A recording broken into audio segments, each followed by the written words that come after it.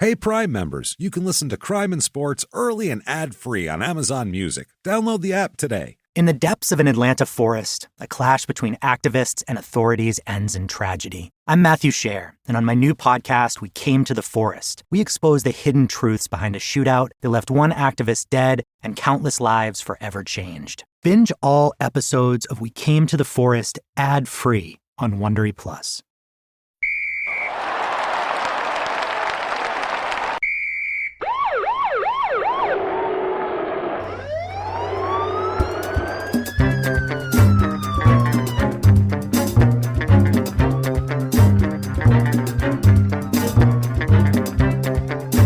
Hello, and welcome to Crime and Sports. Yay! Yay, indeed, Jimmy. Yay, indeed. My name is James Pietragallo. I'm here with my co-host. Hi, I'm Jimmie Whisman. Thank you, folks, so much for joining us again today. We are very, very excited for another edition of Crime and Sports. We do apologize for last week. Wow. Believe me, we would have really liked it to work out, but had a whole episode, all the research, did a whole recording of the episode, and then we sounded like Max Headroom. So that's what it was. And if you don't know what that is, that's an 80s computer person that would go like when they talked, like, and welcome back. Like, that's literally how we sounded. It was really like trippy and weird, and you wouldn't have understood what was going on, and it was one of the more frustrating experiences we've had since we've started this podcast. So had to delete everything and redo my whole computer. Absolutely. So it's a mess, and so we had to do a new episode this week because there was some surprises in the other one, and they're blown. So now I have to wait till Jimmy forgets it. So it's going to be a few months, and then I'll say, "Did we ever do him?" And I'll go, "No," and then he'll forget everything. So it works out nice. But thank you for joining us. First of all, thanks for everything you do for us. Thank you for your reviews wherever you listen to podcasts, whatever platform. If you can review, give 5 stars, 10 stars, 300 stars, however many stupid stars you need to give to make it good. Say whatever you have to say. You're following instructions. It doesn't matter. It's not for our ego, but it helps us. So thank you for doing that. Also, new shows that you need to listen to. Our shows on the Upside Down Digital Network. If you haven't checked them out yet, give them a shot. Game of Crimes, first of all, which is a great show hosted by Morgan Wright and Steve Murphy. And it's doing so great. It's doing really great. They're really putting their heart and soul into that. They really are. One of the guys was, the blonde guy in Narcos, not the actor, the guy that the character was based on. So they have interesting stories. Pablo Escobar has never put a hit out on you, so you don't have as interesting a stories as these guys. And then we have also Life After Happy Face, which is also really, really cool and a good show, hosted by Melissa Moore and Dr. Laura Petler. And they just have such a unique take on crime and murder and the whole thing. They see it from different angles, obviously, as Melissa is the Happy Face killer's daughter. So it's a big deal. Check these shows out. Really, they're excellent shows, and you're supporting us and everything we do as well. So thank you for doing that. If you haven't done it yet, please give it a shot. Patreon.com/crime and sports. So much fun. These were great episodes this week that we just posted up there. You're going to want to be a part of this here. Anybody over the $5 level gets access to everything, all the shows, both shows is Patreon, whole back catalog. You're going to get about 4 shows a month on Patreon. It's all good stuff. This week we did for Crime and Sports, The Malice at the Palace, which, come on, that was just a fantastic episode talking about that. We had a lot of fun. And then Small Town Murders, which, if you don't know, Malice at the Palace is a big giant brawl between players and fans. Right. And in Detroit there. Pistons and Pacers, and it spilled into the stands. Definitely. It went all over the place. The stands spilled to them. Exactly. And then for Small Town Murder, we have conspiracy theories, but non-dangerous ones. We're not talking about like things that are nothing that you would hate someone over. These are things that you would argue about with your friend for a half hour and then forget about and go get something to eat. You know what I mean? Like Bigfoot and Loch Ness Monster, Area 51, things of this nature. And we find some of their origins, and they're hilarious, especially the Loch Ness Monster. You're going to really want to know where that one came from. It's not what you think, so it's funny as shit. Check that out. Patreon.com/crime and sports, and good stuff there. And you're going to get a shout out at the end of the show because that makes you a producer. Right. And we are ever thankful to you and for you. So, course, yeah. Jimmie will mispronounce your name to show how thankful we are. And if you just want the shout out and to have great karma and our undying affection, you can also do that over at PayPal using our email address, crimeinsports@gmail.com. That said, we have got to get into this. We have quite the show for you. Today, we have, in honor of doing the Malice at the Palace thing, we have a basketball player. Let's get back. Terrific. It's been a while since we've had an NBA player. I think it was Skywalker Thompson was the last one, right? Jordan's prodigy. Jordan's mentor. Well, not mentor, his idol. Yeah. Jordan's idol. Michael Jordan's idol, and he was. And Michael Jordan looked up to his game, and great player, and had his career pretty much ended by getting thrown down some stairs at Studio 54, which is a strange way to end your career. And while talking to a lady, hey, look at her, she's good looking. Hey, how's it going? Oh, God, my career's over. That's a very strange thing here. This week, we are going to talk about somebody else completely different here, kind of guy who's been forgotten in the annals of basketball because he never made that big of an impact except in college. But his name... He is the original nickname that of somebody extremely famous. He is the original Shaq. Oh. About 4 years before Shaq was Shaq, this guy was Shaq, and it's Charles Edward Shackleford. Remember him at all? Charles Shackleford? He's but Shaq like Shanty. Yes, exactly. Yeah. His name, S-H-A-C-K, Shaq, instead of with the Q, but... Everybody called him Shaq. Like in college, I mean, in the papers, it would say, Shaq and North Carolina State doing this. It was, if he was a big NBA success, you'd be talking about that host Shaquille O'Neal. He wouldn't be Shaq. They'd just call him Shaquille. They'd call him Shaquille O'Neal, that giant guy named Shaquille. So our guy here, Charles Edward Shackleford, born April 22nd, 1966. Okay. And he is born in Kinston, North Carolina, is where he comes up. Kinston, like Kingston. Like Kingston, except with no G. Essentially. The hillbilly way. Yeah, over in Kinston. Yeah. So, Kinston, North Carolina.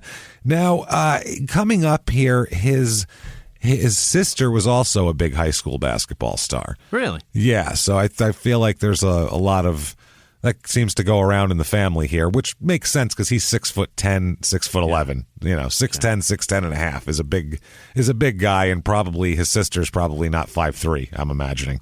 Yeah. So that would make sense here. Like Reggie Miller. Like Reggie Miller and Cheryl Miller, who's like basically Reggie Miller, but 3 inches shorter. Yeah, like 2 inches shorter or something. Yeah, they are eye to eye. You watch the Malice at the Palace when he's retiring. She's standing next to him. Right there. She's up to his eyebrow. Right there. It's right like, there. Whoa, yeah, she's tall. So his sister, high school basketball star, he's 6'10", like we said. So right away, when kids are that size, he wasn't a kid who came up, small, and then in the 11th grade he went from 5'11" to 6'8". He's not a Dennis Rodman or a Scottie Pippen either. This is a guy who was always huge. So lucky, treated very differently at a young age because of basketball, because it was just they just don't make people that big and that athletic. Right. And if they do, they're coveted. That's all there is to it. So he's always treated a little bit different. He wears size 18 and a half shoes.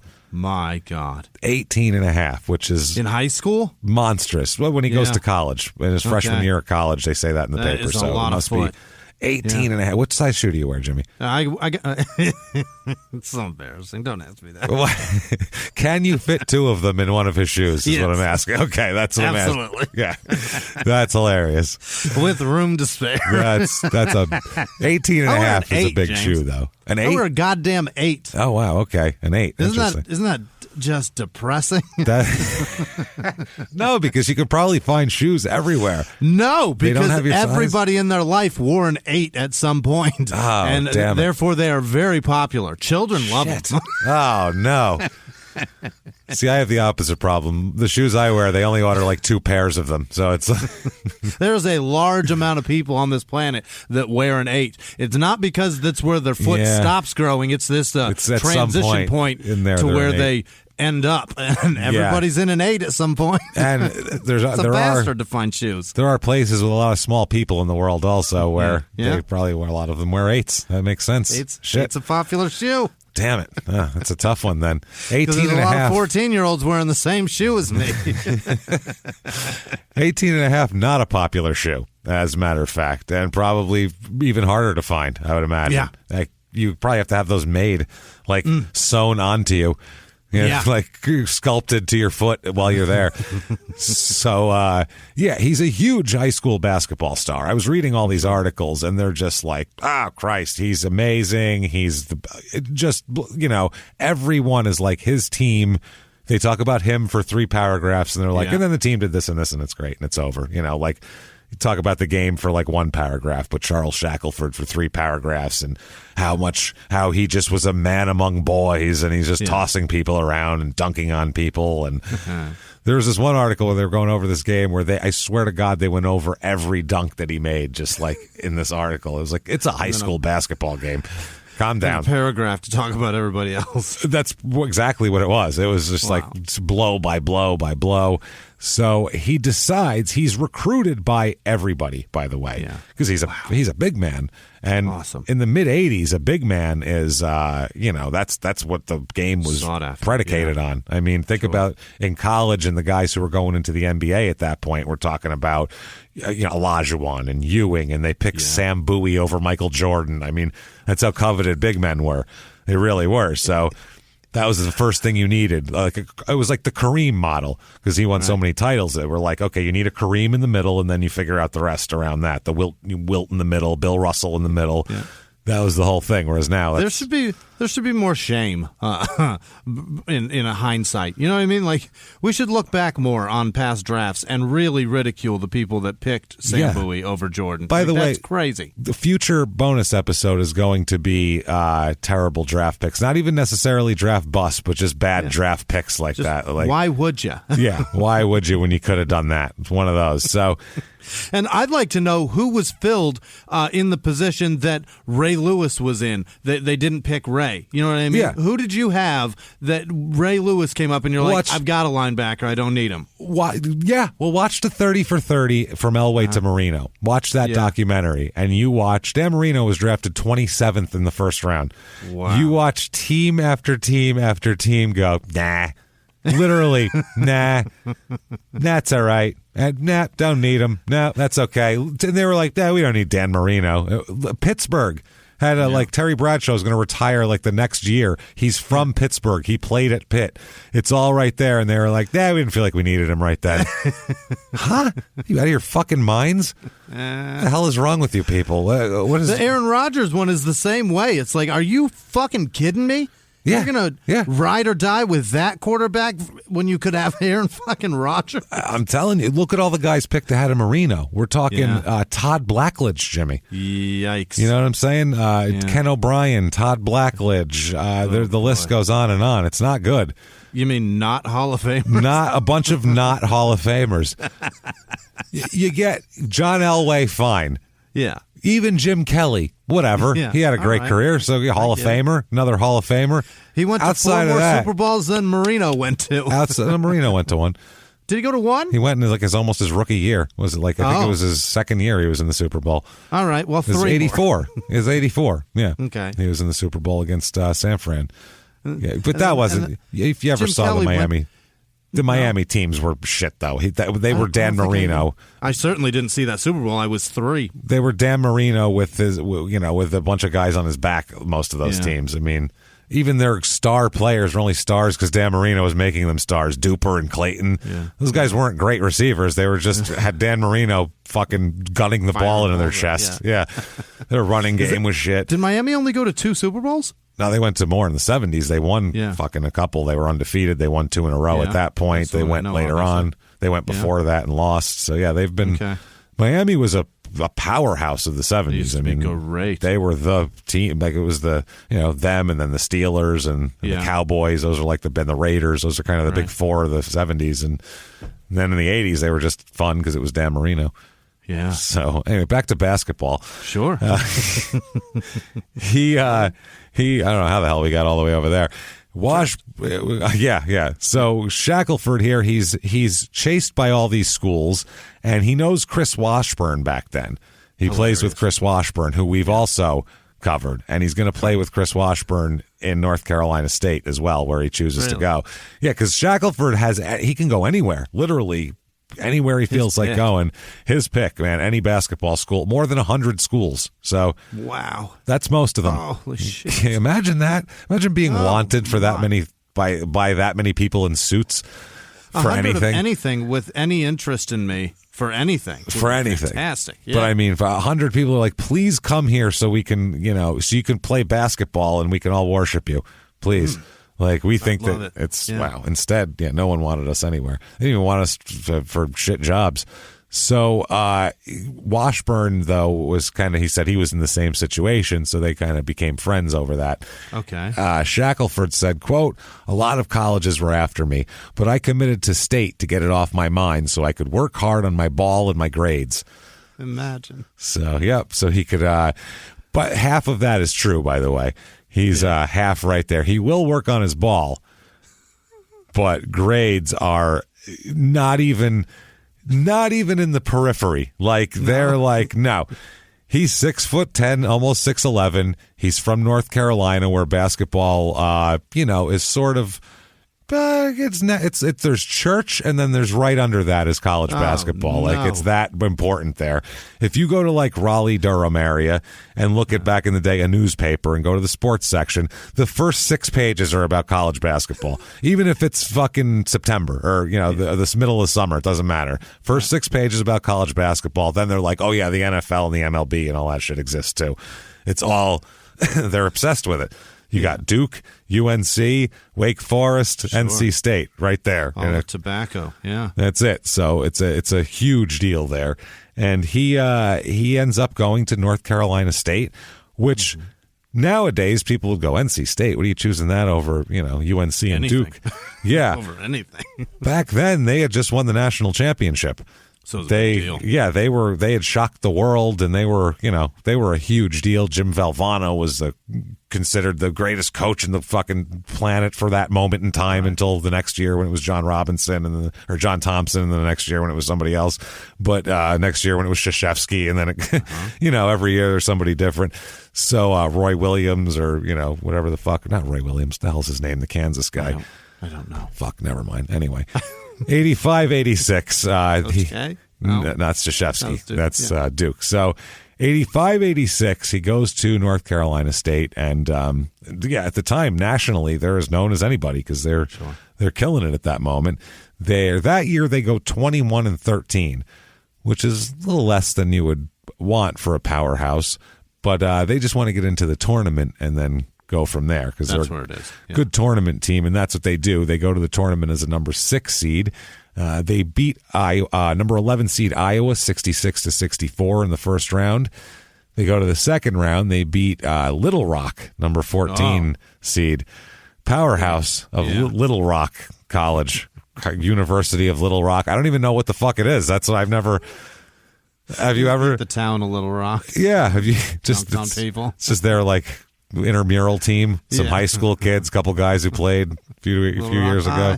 Little Rock High alum. What's up? Represent. So that's how little I know about Little Rock is. I don't even know if they're a college, a university. It's probably for the best. Little Rock Tech. I don't know what the hell they are. So anyway, NC State beats them 80-66. Then the next round, they beat number 7 Iowa State. Jesus, they're just running through the state of Iowa, whooping people's asses. Beating them down. People crying into their fucking husks whole later on. Whole state of Iowa, whole town of Little Rock. Sobbing into your husks, people. Yeah. So they beat them 70-66, which is the second straight game. They gave up 66 points. In the game before that, they scored 66 points, but gave up 64. So there's a ballpark here.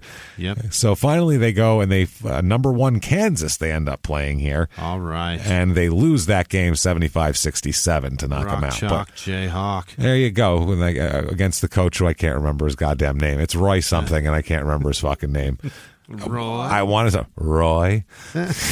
What's your name? Roy. The blinking is is it Orbison, James?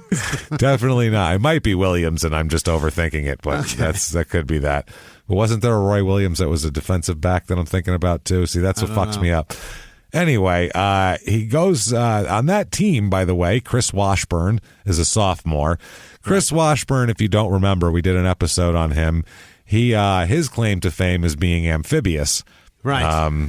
According to him, obviously. He means ambidextrous and has chosen to label that amphibious with confidence. Yeah. So keep that in mind, by the way. That's like one of Shackleford's guys that he's looking up to is Chris Washburn, so that's important. But this squad right here, there's a lot of NBA players on this squad. Chris Washburn, who was an NBA player. Nate McMillan, who's a longtime NBA player. Awesome. Current, was he a coach? An executive? Coach. A broadcaster, something? He's got to be a coach. He wears a suit and talks about basketball. I'm just not sure whether he talks to the camera or the players about it. It's either way. He's got a suit on. He's a coach. I'd buy that. He might be a women's coach. Okay. I'll buy that. Either way, you know what he's doing? Yeah. Suit, basketball. So we got it. Paid by basketball today. That's what he is. To speak on basketball. Yes. Good for him. We got Shackleford, Chucky Brown, who was in the NBA for a while, and Vinny Del Negro as well, longtime San Antonio Spur player. So best three-point shooters they ever had. A lot of NBA players. It's a pretty solid squad that you could put together Stacked. In college there, I would say. Now, Shackleford, this is what's fucking amazing. In his freshman year, he has academic problems. And we'll find out what they are. Basically, he's not eligible to play as far as North Carolina State dumb goes. He can't shoot a basket? Well, they're not allowing it? No, we'll talk about it. None of his scores are up to snuff, and he doesn't go to class. He doesn't, basically, it's not that he's dumb. He just chooses not to do anything. He chooses not to engage in school, we'll say. So it's, Which is dumber, not passing the test or not taking the test? Maybe, in his case, it's not taking the test because if he took the test, they could probably work with it and, fudge something. But if he doesn't even show up, that's a problem. They notice if the dude who's 6'11" isn't in class. Right. Hey, where's that dude who sticks out on top of everybody? Where's that guy? I missed him. I very much. I notice that he's not here. For sure. Yeah, he just doesn't give a shit. That's his problem. I don't ever get the sense that he's particularly dumb. I just get the sense that he's not particularly interested in being smart. I don't know. Effort. Those are two different things. I feel like, but yeah, they're. So he ended up, like we said, they ended up letting him play for some reason. And obviously, we know why. There's a silver streak going all through that shit. Because you need him. Because look how tall he is. Yeah. Have you seen his feet? They're huge. Because we sure would like to win. They're huge. His feet's huge. So they said he came off the bench and had such enthusiasm that his teammates had to want to give him the ball. Nate McMillan, who, like we said, is a future coach / commentator, possible women's coach. We're not sure, but he's something to do with basketball, and he definitely has a tie on. He might be the equipment room manager. I don't know, but I do know. He owns a lot of sports coats. I do know that. A bunch of them. Like, he has a lot of suits, probably. Yeah. He said, quote, "It shocked me. He was talking to the big guys and even talking to the guards. You like to see that in your big men. He was so pumped up you couldn't help but want to give him the ball." So they loved having him around. His first season here, he does end up playing in 29 games and starting all 29 as a freshman. Wow. So that's pretty impressive. 30 minutes a game as well. So that's most of the game. It's 40 minutes in college. So not too shabby. 10.3 points a game, 6.1 rebounds, 0.9 blocks. So doing great. That's great for a kid. I mean, he's a child still, so not bad. He's a part of the 1986 NCAA tournament all-region team. So he did well in the whatever bracket when they beat the shit out of one of the Iowas. Who knows? He ends up training with the U.S. team for the World Games in 86. I guess it's one of the off year. Remember they have those. It's like the Pan American Games. They have shit like that. It's one of those kind of the world, because the Olympics had 84, 88, 92 for basketball. So 86 is an off year. Lute Olson was the coach. I know of this. And he trained with the team. Yeah, U of A's coach, longtime coach. I think he just died. He died. Didn't he eventually resign in some sort of disgrace of some way? Is there anybody nowadays who can coach for 30 years and not end up and not have it end up bad? Like somehow there was something he did shady, right? Like that's probably just what they did. Yeah, back in the day, John Wooden or Dean Smith, like they were above. There was nobody that would say a bad story about them, so they could retire and everybody they're a legend. But now, you diddled somebody, or you did something stupid, or you said something, or you gave a player methamphetamine. I don't know. There's lots of things you could do, I guess, probably. I loved the U of A ASU rivalry because whenever the coaches would shake hands, it looked like like Bill Frieder looked like Lute Olson with AIDS. He did too. He looked like a bad health Lute Olson, stage full 4 blown, Lute very Olson. very sick Lute Olson. He did. Frieder looked like Lute Olson in a dumpster. What if you roughed Lute Olson up? Fucking made him drink, like just rye whiskey all night long, and then threw him in a dumpster. Him for 4 weeks and threw him in a dumpster. That's what he would look like when they found him. Yeah. Oh God, Lute looks like shit. Push him out to center court, everybody. Let's see what he's got. Like Bill Frieder looked fine for Bill Frieder, but Bill Frieder looked like shit for Lute Olson. No shit, man. Oh Christ. So the next year, 86-87, he's suspended. In the beginning of the year for poor grades, obviously, and then is reinstated for the spring semester, because that's the run-up to the tournament. And let's not get silly about it here. I mean, sure, he doesn't show up for class, but for fuck's sake, come on now. We need him. Yeah. Well, they make him sign a contract, and it's a contractual agreement to attend all his classes. He has to sign a contract that he'll show up. Doesn't say he'll do the work or pass, just... he will show up. That's how low they've lowered the bar for him. Please sit in a room for an hour and then you're good. That's all we ask of you. Accept that challenge when he signed up to go to fucking college? Well, usually, yes. Usually that and try to pass and things like that. But they've gone to the point where they're like, look, we both know you're 6'11", okay? Right. Just show up. Yeah. Just show up and we'll work with it from there. But zone out, think about other things. Yeah. Write songs and poetry in your head or something. Do something, but just don't. Whatever you got to do. Don't fucking not show up. Sign here. The former head of the North Carolina Physical Education Department, Richard Loeffler, this is great. He described Charles as a, quote, a poor student. Not financially, quote, without any interest in trying to get an education and who, quote, should have never been in school in the first place. So that's what we have.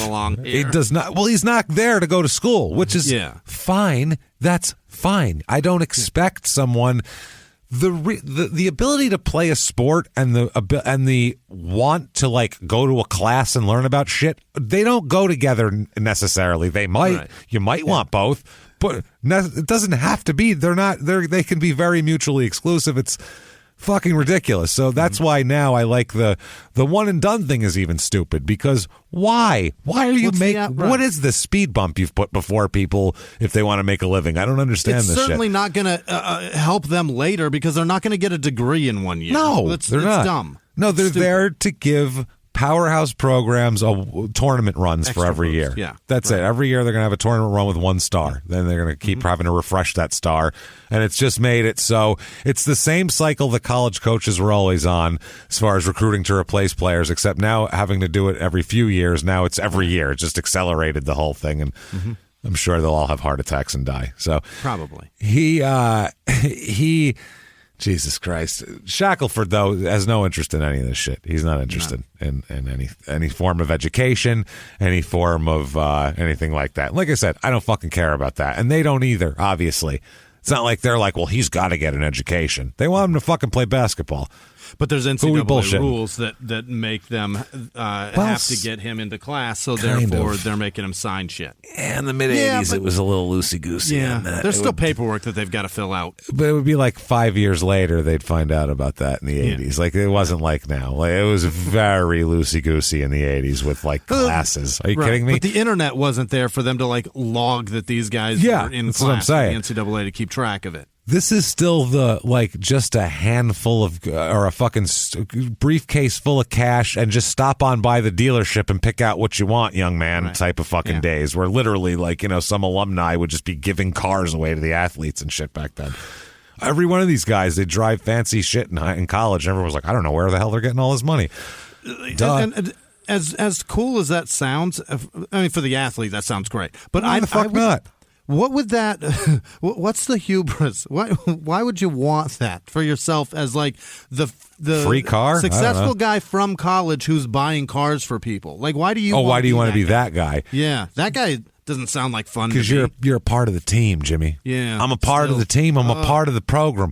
Every one of the alumni, Jimmy, are part of the program. That's what it is. Every one of us are responsible to try to win on that floor, add as much support to them fellers as we can possibly add. That's all it is, Jimmy. They do all that so they can say we won the championship. Yeah, literally. That's what it is. They feel awesome. I'm so creeped out by anybody who's that involved with anything they used to do. I didn't go to 65. College, so I don't get it, obviously. Right. I never felt that connection to, like, my high school. No. I don't give a fuck if that place burns down tomorrow. No. Never did. But the college, people have this weird connection with it. I don't know why, but I barely feel that way about my own house, James. Yeah, I mean, if it whatever. burned down tomorrow, I'd just file an insurance claim. As long as I get my shit out, I'm pretty happy. Right. Like, I got a few important things outside of that. The house isn't important. None of that shit's important. But no, people about colleges, and especially people that didn't even play the sport, are so crazy for it. I don't understand why. Still going on spring break at 32. Those guys are pretending to take the same classes I took 15 years ago. Except I had to pay for it. Right. And they should be getting paid for it. That's the difference. And now I'm still paying. Because I just bought a Cadillac for a 19-year-old. Yeah, no, I was going to say, he just got that's nice because he just got a briefcase full of cash. So those things must go together. So 86-87, they go 20-15 and go to the tournament but get bounced in the first round. Ouch. Not great against number 6 seed Florida, 82-70. So that's kind of a quick drop-off for them. And they're talking about Shackleford basically not being real consistent about a lot of shit. Valvano, the coach, said, quote, last year Shaq was affected by a lot of things, by the expectations of greatness, by the lack of another big man to take the pressure off, by that chronic ankle injury he had. Sure. So he's saying, but now we think he's better. He starts all 34 games he plays in that year and has 13.9 points, 7.6 rebounds, 1.4 blocks, and 1 steal per game. So that's a damn good stat line. Not bad. For a young guy like that. He is the all-ACC tournament second team on there. And he, at one point during that run, was having such a good run, the reporters were curious as to how he was pulling all this shit off. And being a friend of Chris Washburn's, this is how I know that Chris Washburn, when he said he was amphibious, he didn't just misspeak. Yeah. Like, he honestly thought that's what the word was, because they asked him, you're so good underneath because you're so versatile, Shackleford. And he said, oh, well, yeah, I can shoot with my left hand. I can shoot with my right hand. I'm amphibious. So it's a pandemic, James. Everybody says it's spreading. So he heard Washburn say it, and he was like, am I amphibious too? And he was like, hell yeah, you are. That's a good left hand you got there. Like, you're amphibious as shit. So on that team, they think shooting with your left means you're going amphibious. How do you, as a journalist, how do you just let that slide? That's what I'm saying. How do you not be like, like in conversation? No, you don't. Obviously, you wouldn't be like, what are you, stupid? You mean ambidextrous, but how would you not say, like, oh, do you think being ambidextrous helps you? Yeah, right. Try the correct word. Maybe he made a mistake to see if to see if he'll double down and be like, yeah, it's good being amphibious. That's just what I was saying, because that's what some people would do. They double down on their dumb. I love when you do that. That's when you let it go. But if you, as a journalist, you don't just write that shit down and then chuckle to yourself. They're so excited to hear a guy say this. Like, what was it like losing your tail tadpole, sir?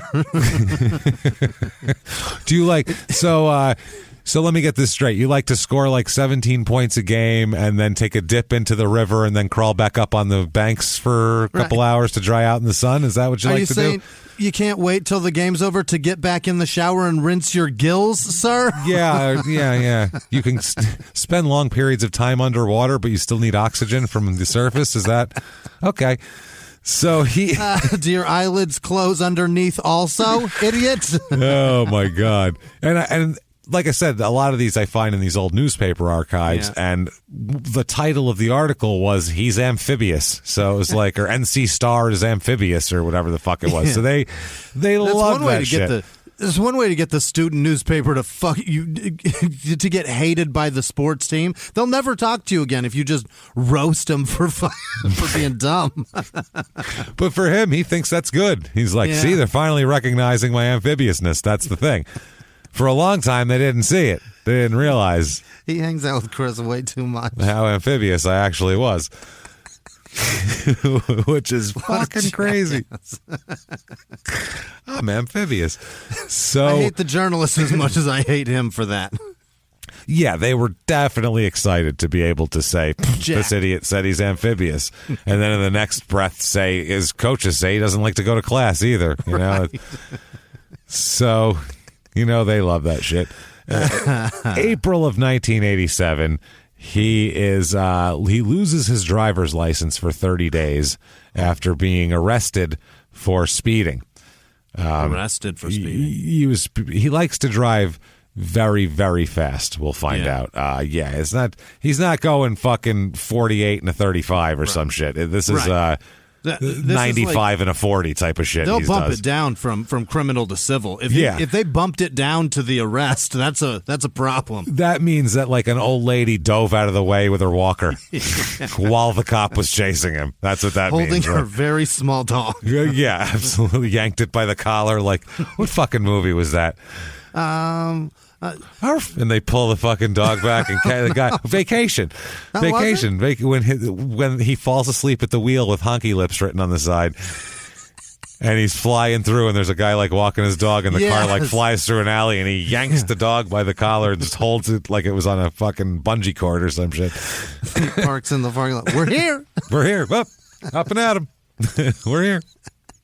So he must have been doing some dumb shit on the road, to get arrested for speeding. So, especially if you're a local hero, that's the other thing. Like, Mr. Amphibious over here.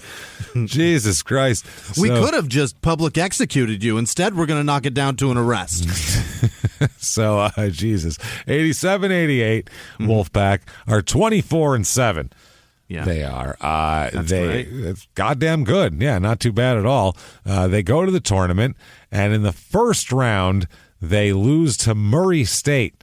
Oh. Who's the number 4? They're the number 3 seed, NC State. They lose to the number 14 seed. Not good. So this is like one of those like reference point upsets where they'll be like, remember back in the day when a 3 seed beat a 14 seed, and they still show highlights of this.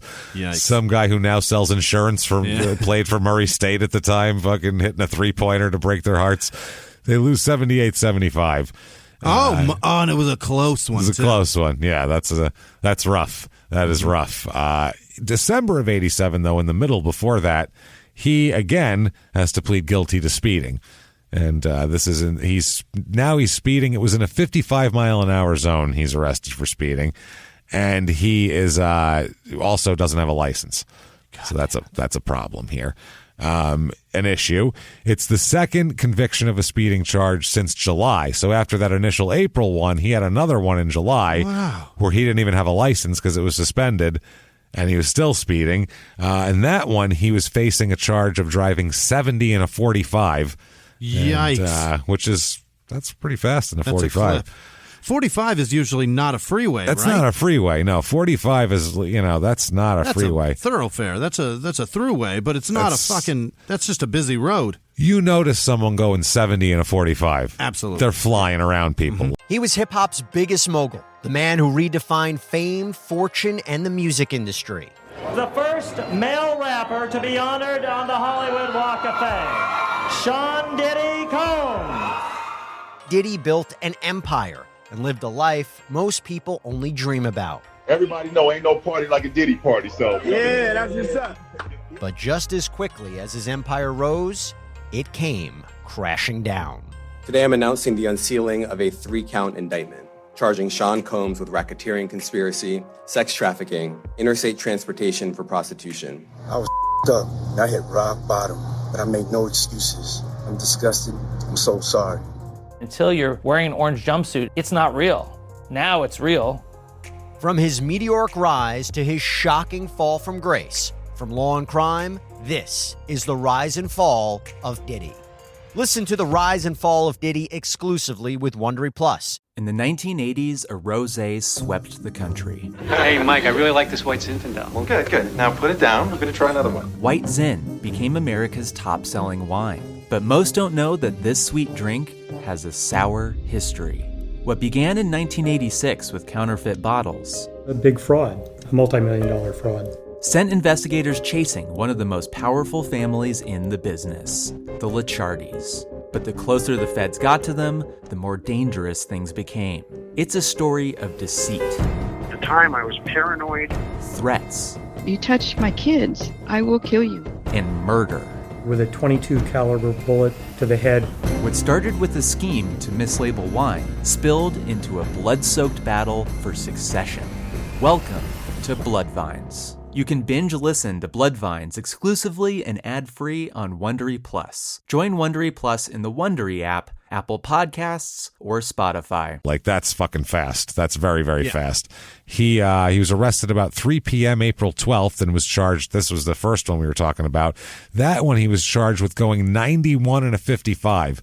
That's much too fast. And that's on I-40, which goes through past Raleigh, if you don't know, near the Research Triangle Park area. They allowed him to plead guilty to a reduced charge of driving 80 miles an hour. So it would be a less of a charge. I would think then it would knock it down from reckless driving to a speeding. And then that suspended his license for 30 days, and then he got busted again. Another incident happened on October 23rd at 3:45 in the morning. Okay. This was an arrest here. He was spotted driving at a high speed with another male companion at 3:45 in the morning. Again, that'll stand out. Yes. High speed at 4 in the morning. No one's around, great, but if there's a cop around at all, you're all they're going to see, like a fucking idiot. So, not great. They were on the Beltline near Lassiter Mill Road in Raleigh, behind a car containing 2 women. So we don't know if that was like they met them at like the club and they were like, yo, all right, we'll follow you home. Yeah. Or if they found some women driving and were trying to like catch up to them. Popped up at a red light and oh my gosh, look at that. There's as much vagina in that car as penis in this one. Look at us. Fucking, like we would say on Small Town Murder, we got a V-hole for every beep-hole. Look at us. Or peep-hole. Look at us. V-hole for every peep-hole. We're all lined up, everybody. The ratio works. Let's go. Follow them. Did I just say that? Did I just Did say you ever V-hole do that for when you were a people? kid, though? Oh, absolutely. When you were younger? Yeah. You do that all the time. Yeah, as a kid. the same amount of V, as much dick in here. And Let's do it. He's 21, so it's still in the phase of it's not murdery or creepy or stalky. Because if you do that when you're 38, and you have like other 38-year-old guys, and you follow a group full of women, that means they think you're going to murder them because you're in a murdery phase. But if you're 21, that could be like, yo, what's up? Hey, talk to girls. There's 4 of them. There's 4 of us. Follow them. Do it. But you're not following them like to their house. You'd want to follow them like see if they are going to like a party or a bar or Tasty Freeze or whatever the fuck. Yeah, the I don't know, wherever the fuck you're going. Wherever you hang out. But it's way less creepy then as a teenager because teenagers just look for each other. But this is different. He was going about 75 miles an hour there. Is that freaky? Is that creepy though? Is that a little weird? That's what I'm saying. That makes me think. If you're chasing us at that high rate of speed, that's what I'm saying. We don't want to fuck you because they're following. So that means either the women wanted to drive 75 miles an hour in a 55, which is possible. Somebody just might have a lead foot, or they're running from Charles Shackleford. Either one. I'm not sure which one. Not positive about that, but either way, it's not a great situation. So anyway, these are all the problems he's had essentially here. He's got a lot of issues. But on the court that year, he starts 30 out of 31 games. I think one game was a punishment. He didn't start. Yeah. Plays in 30 minutes a game again, and 16.6 points per game this year. 9.6 rebounds. Great. And, about a block and about a steal a game. So he's upped his points 3 points a game every season, and his rebounds just went up 2 whole rebounds this year. Almost averaging a double-double. That's incredible. Almost basically, if you round up, he's averaging 17 and 10, which is pretty good. That's exactly what you're looking for. He is he's the first team All ACC that year, first team All ACC tournament as well. Yeah. So not too fucking bad for old Charles Shackleford. He the 1988 NBA draft comes around, and first overall, Jimmie, 1988 draft. 88, Dominique. I don't Way late on Dominique. No, he was winning the dunk contest by then. All right, in 88, or actually losing it to Jordan. Who would in 88? I don't have Danny a Manning. Clue. Yeah. Well, it's a good pick. He's a good player, but he's a solid player. Number one. That's exactly right. Danny Manning is a very solid NBA player, but not a number 1 overall draft pick. Doesn't stand out. Not like that. This is a weird draft like that. It has a lot of guys who you go, hey, that's a good kind of a second tier player, but not a star. Like Danny Manning first, Rick Smith second overall. Yeesh. Giant Indiana Pacer, 7'4". That went to Island Head. Marist College, exactly. We have Charles Smith, number 3, not the Charles Smith we did an episode the good on. One. Yeah. The other one that couldn't hit a goddamn layup for the Knicks when it mattered. The leader of the players' organization, I think, right now? I don't know about that, actually. I'm not positive. I think he works at the union. I think he does. Yeah, maybe. Good for him. He's tall. Mm-hmm. That's good. I don't know. That's all I know about him is he's tall. He can't hit a layup. He would fight P.J. Brown in a minute, though, which I liked about him. He would fight anybody. That guy I do had like an attitude. That. Yeah. Well, he was on the Knicks in the 90s, so you had to be. Yeah. That was anybody on the Knicks in the 90s. They were like, all right, more important, we're going to break practice into 2 sections. First half is we're going to shoot and play and run and do all that sort of stuff. The basketball Second one, it's we're going to put the pads on and it's time to throw down with some fucking jujitsu lessons and elbows and an elbow. There you go. You want to follow through the punch with the elbow. This is how you're going to get maximum capacity. Yeah. One shot. I want 2 knots with 1 shot. Let's go. Yeah. Chris Morris, number 4 overall to New Jersey. Remember him? Not a star here. Not great. Averaged 11 points a game in his career. Mitch Richmond next, number 5. Is a great scorer, Mitch Richmond. Player. Great. Hersey Hawkins, number 6. The Kings? Did he get drafted by the Kings? Golden State drafted Mitch Richmond. Oh, yeah. Yeah, and then he went there. Hersey Hawkins to the Clippers, number 6. Again, so far, I think Mitch Richmond and Rick Smits are the 2 best players out of this. Probably. Otherwise, a lot of second-tier guys. Yeah. I mean, Hersey Hawkins, Rex Chapman. Yeah. Good players. Ronnie Cycli. Yeah. All these are good players, but not star of your team. Rex Chapman was a monster in college, and they really thought he was going to be so much better than he turned out to be. When he came in, because he was in the dunk contest, because I'm going to talk about that, the 88 dunk contests from this year. Ronnie Cycli, number 9. Again, Willie Anderson to the Spurs, Cadillac. That's we'll do an episode on him as well. Will Perdue, the goofiest of all the goofy white Bulls centers of the 90s. Making Bill Wennington look cool. That's hard to do. Not easy. His shoulders. Yeah, not easy. Not easy to make his hairy shoulders look cool, but Perdue did it with that dumb shit floppy hair that he had. Yeah. With his fucking wannabe Christian Laettner hair. Yeah. Harvey Grant, not even Horace Grant. Harvey Grant, his brother, goes to the Bullets, number 12. Dan Marley, number 14. Nice. Yeah.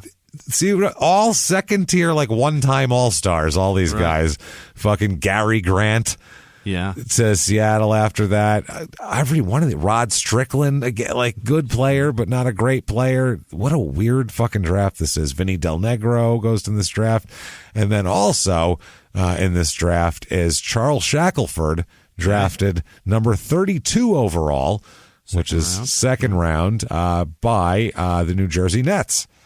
Okay. So there you go. So it's a bad time to be a New Jersey Net. Not a good time for the New Jersey Nets. By the way, number 47 overall that year, Vernon Maxwell. Okay. So there's that. We go back and listen to that episode. And then number 50 is Steve Kerr in the second round. So, yeah, last guy of the second round. I'm going to say, so he's drafted. He goes to college. Now he is drafted by the New Jersey Nets. He's officially going to be, he signs with the Nets pretty quickly. The nice, signing bonus and all that. Not a lot of money back then for a rookie, as we'll talk about. But, he's got a couple of bucks now.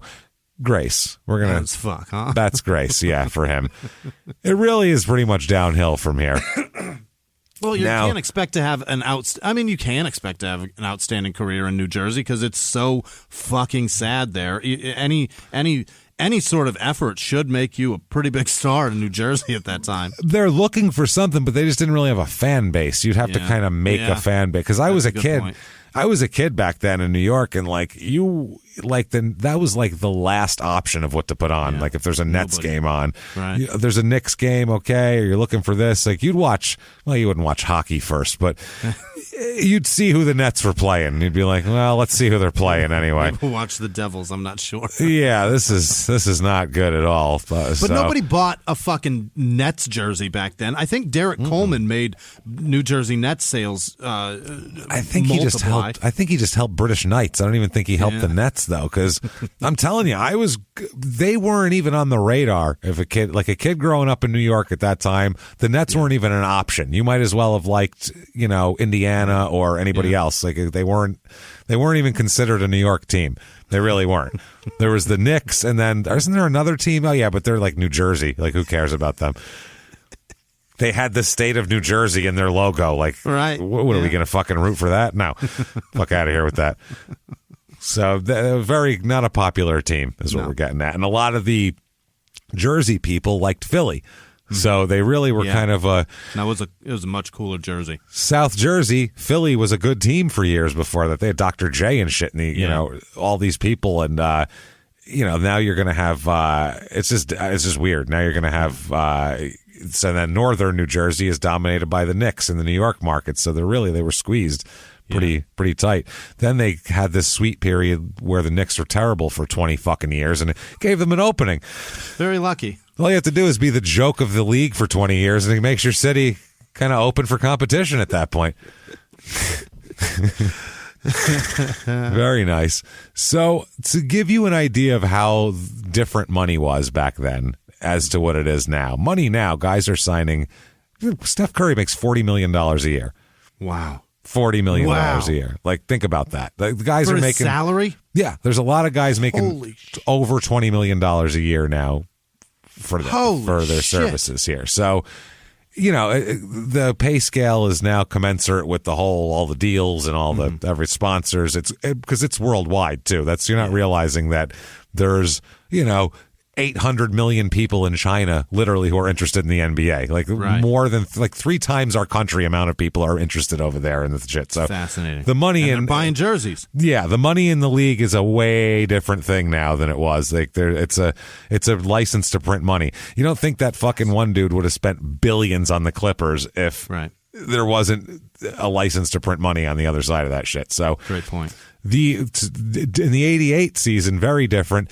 Put it this way, the dunk contest, and remember I sent you the screenshot of this. You're right. While I was working a couple weeks ago, I had like YouTube shit, I'll have like old stuff, and the 1988 dunk contest came on. And by the way, this is the All-Star Weekend, which used to be so much fun to watch. Awesome. Well, this dunk contest it comes down to essentially Dominique Wilkins versus Michael Jordan in a dunk contest. It's fucking incredible. It's silly. It's silly. It's like you're watching guys, you're like, wow, like they're not even real. They're like just busts in the Hall of Fame, and they're actually like in the prime of their athletic prowess. Jordan's dunking from the foul line. Fucking around on a weekend. Dude, Dominique is doing that reverse dunk where he takes the ball down to his fucking feet while he's in the goddamn air and then fucking reverse dunks it and almost takes the rim down so hard he does. It's fucking incredible. And for this amazing feat of... They're literally the only 2 men on the face of the earth that can do what they're doing. The prize money for this was first prize, $12,000. $12,000. First prize, a Nissan Maxima. Not for charity. No. For their pockets. Pocket. Second prize, $5,500. The difference between winning and losing is $7,000. Yeah. Then it went down to fifth prize, which was $1,000. That's what I mean. Like nowadays, they wouldn't pay an NBA player $12,000 for anything. They'd be like, "What is this? Like that's not money. What? I don't even know what to do with $12,000." Then it was different. The salary structure. Put it this way: we said Steph Curry making $40 million. In 1988, 0 players made more than $4 million a year. Not $4 million, not 40. Wow. 4 0 made 4. 0. In the $3 to $4 million range, 3 players made that.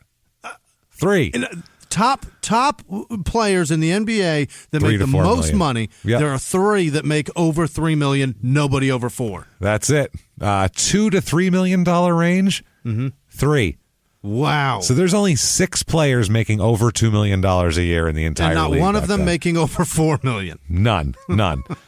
And 36 players, which I mean sounds like a lot, but not in the whole league, make between $1 and $2 million a year. Wow. And the league minimum that year, $100,000. That's the league minimum. Average salary, 321 players in the league. The average league salary, $528,011. Ouch. I think it's like $7.5 million now is the average salary. $6.5 million, right? Somewhere in that range. Yeah, there's only 12 guys on the goddamn team, so you're making all that money. We can have a guy making $80,000 a year sitting on the end of the bench worrying about his car payment. There were guys in there. When that they were back then, but now it would be, I got 4 kids. My wife's kind of sick, and she had to quit her job, and now we're struggling over here. Like my jumper's not falling. That's why. Well, fuck the private school, the kids' school's breaking my ass for tuition, coach. I don't know what to do. I come home from work at a basketball game, and my wife asks me if I'm done with my hobby yet. Yeah, and when am I going to get a job? Yeah. So, help me out here. Holy shit. So here are the top 25. I won't go through all of them, but top 25 players salary-wise, because I find this just fascinating. This isn't sports. This is just cultural and whatever.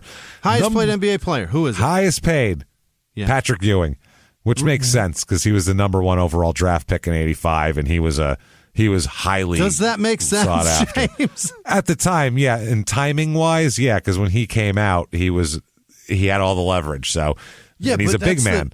That's the start of his career. There are guys in '88 that are huge fucking stars, right? He's in his 4th year, and he's been a huge star since his second he's been in the league. But when he came out being the number 1 draft pick and all that, he got to really... Because think about how dominant Georgetown was. He was the center of that team. So, I mean, he was looking... Magic Johnson, number 2. Yes, Magic Johnson is in the NBA in 1988. And they've won several titles, and they're Showtime Lakers and all that shit. $3,142,860. That's a goddamn joke. For Magic Johnson. Literally a man whose name is Magic. Holy shit. At the time, NBA's all-time leading scorer, Kareem Abdul-Jabbar. Yes. $3 million even. All-time leading scorer. He's in movies. He's, as known in the sports world as anybody on earth at that moment in time. Right. He's an airplane, by 2 for Christ's names. sake. People know him by 2 names at that point. Yeah, which one? Yeah, no, they remember 2 different names for that guy. So this is the crazy part. From $3 million, those are the top 3. Okay. Wow. That is a center in the biggest media market at the time, New York. Whatever, trying to make a splash. So that's one, and then 2 stars of the Showtime champion LA Lakers, who again, that's Hollywood television. Right. There's a lot of money there.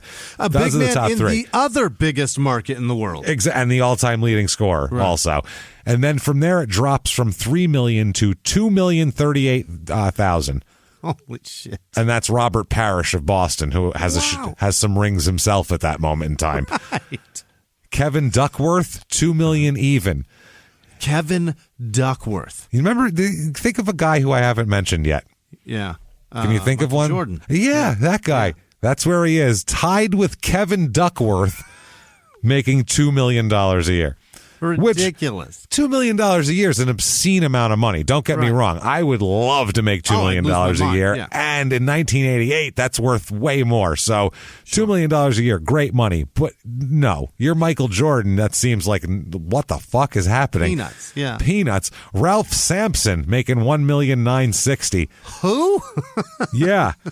Good player, Ralph Sampson, but not Michael Jordan. Fucking finally, a couple other players you might not have remembered me saying. Larry Bird, who again is it's like Jordan, Bird, Magic. Yeah. These are the faces of the league. $1,800,000. Kevin Duckworth makes more than you.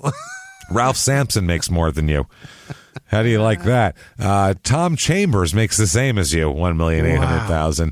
Then you got Akeem Olajuwon, who big man, dominant, great player, $1,677,666. He makes the GDP of the country he comes from. Yeah, probably at the time it probably was. So the Alex English, Danny Manning, $1,650,000. Jack Sikma in there. Who? Yeah, Milwaukee, Jack Sikma. Charles Barkley, $1,536,000, making less than Jack Sikma. Staggering. Moses Malone, $1,500,000. That was the end of his career. Dominique Wilkins, the human fucking highlight reel, the thing that anybody gave a shit about Atlanta Hawks basketball at any point back then. That's all it was. If you said the Hawks, people, Dominique Wilkins, everyone loved Dominique Wilkins. $1,500,000 for Neek. Wow. Joe Barry Carroll, Terry Cummings, Buck Williams, Karl Malone, $1,350,000. Child fucking Carl. Clyde Drexler, the Glide himself, $1,200,000, making less than Bill Cartwright, the Bulls center. This is staggering. Yeah, that's what I mean. The number one team payroll, the highest team payroll back then, Lakers, $10,693,860. That's all they were paying. $10.5 million for an entire basketball team. The most expensive team, the champions, as a matter of fact, at that moment. So how crazy is that? That was Magic, Kareem, and only 4 guys made over $1 million. And that entire team doesn't make a fourth of what one point guard makes in fucking Golden State. Whole team. We're talking Magic Johnson, Kareem Abdul-Jabbar, James Worthy, Byron Scott. There's Hall of Fame in there and rings everywhere. Yeah. And they make together, prestige. All together. So you could have the 88 Showtime Lakers, or you could have a quarter of Steph Curry. Steph Curry's leg. Steph Curry's left leg, or the entire 88 Showtime Lakers. That's your option. Holy shit. That's wild, right? That's fucking crazy. That's what... you could have 20 Michael Jordans or one Steph Curry. That's what being money from half court will get you. That's crazy. Every ball he puts up from half court just goes in. And that's a designed play. That doesn't make any fucking sense. But you could have 4 teams of Michael Jordan for the same amount of money. Right. That's pretty good. 4 whole Jordan teams. Fresh. Coming off 5 Jordans, all pissy. Or sweaty Steph Curry shoes. Oh, man. Or just a pair of shoes. So the 88-89 Nets are fucking terrible. And that's one of the things that will follow Charles Shackleford is whenever he's in the NBA, every team he's on is fucking god-awful. He's just not good.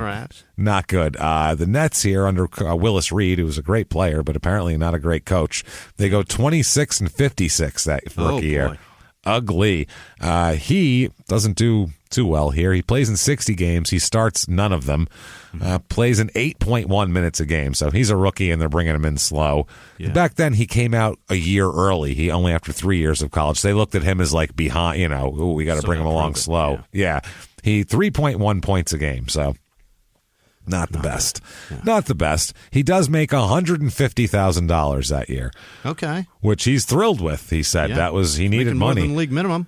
He's making more than league minimum, and he's $150,000 a year is good money in 1988. It's not millionaire money, but he's making better money than he ever had or anybody in his family ever did. So he's very excited. And that's what he was saying. I only say that because he said that.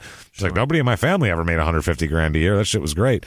Yeah. So 88-80 or 89-90, they are even worse. The Nets. They're 17-65. which is fucking terrible under Coach Bill Fitch. Not any better. Bring Willis Reed back. Yeah. Jesus Christ, you can't break 20 wins. No. That's sad, dude. If you can't break 20, you can win 20 games by accident in the NBA. Yeah. Just going on like the other team is like coming off a road back to back, and they're just those games where they're like they lose 96% of them, or you win 20 just on those. A couple guys are injured on the other team. They're not really trying. Somebody's got a paternity suit. You've got to try to lose that many. It's tanking almost. Or you have to be god fucking awful, and that's what they were. Mookie Blaylock is on that team. Sam Bowie is on that team. Chris Dudley is on that team. Yikes. Yeah. Anthony Mason's on that team. He's a rookie, though. He's a rookie. These are all young guys at this time, too. Yeah, he's a rookie. Jaron Jackson's a rookie. All these guys a lot of these guys. Mookie Blaylock's a rookie. So they're pulling, and I think he was a free agent because he went to Midland College in Oklahoma, if you remember from our episode there. He was, these aren't a lot of great players here. He has one game this year where they go, okay, he's a future star. Mm-hmm. He absolutely dominates this game. It's February. The dates are important, by the way, here. February 20th, 1990 is like his high point. This is really his grace in the NBA right here. Mm-hmm. He scores 23 points and 26 rebounds in a game against the Bucks. God. That is dominant Wilt Chamberlain numbers. Like, you're just great. That's the whole paint is mine. Yeah. You're not getting anything near it. 26 in the zone boards tonight. Yeah. You can't beat that shit. So that's February 20th. Yeah. So they're thinking the Nets are thinking, fuck, maybe he figured it out. We got something here. And then 8 days later, 28 days. So March 1st, he has some problems. Uh-oh. He's arrested here. And it's a bullshit arrest. I'm going to be real honest with you here. I hate these bullshit arrests. He's pulled over at 5:25 in the town of Orange in New Jersey. No, 5:25 p.m. So middle of the afternoon here. Yeah. They pulled him over acting on an informant's tip. A quote informant's tip.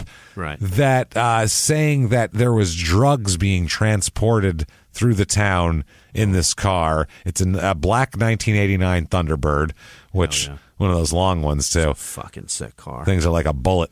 Those are cool as fuck. I had the Super Coupe. It's a V6 supercharged. Yeah. What year? 92. 92. Yeah, dude. That was the one. Was it a turbo?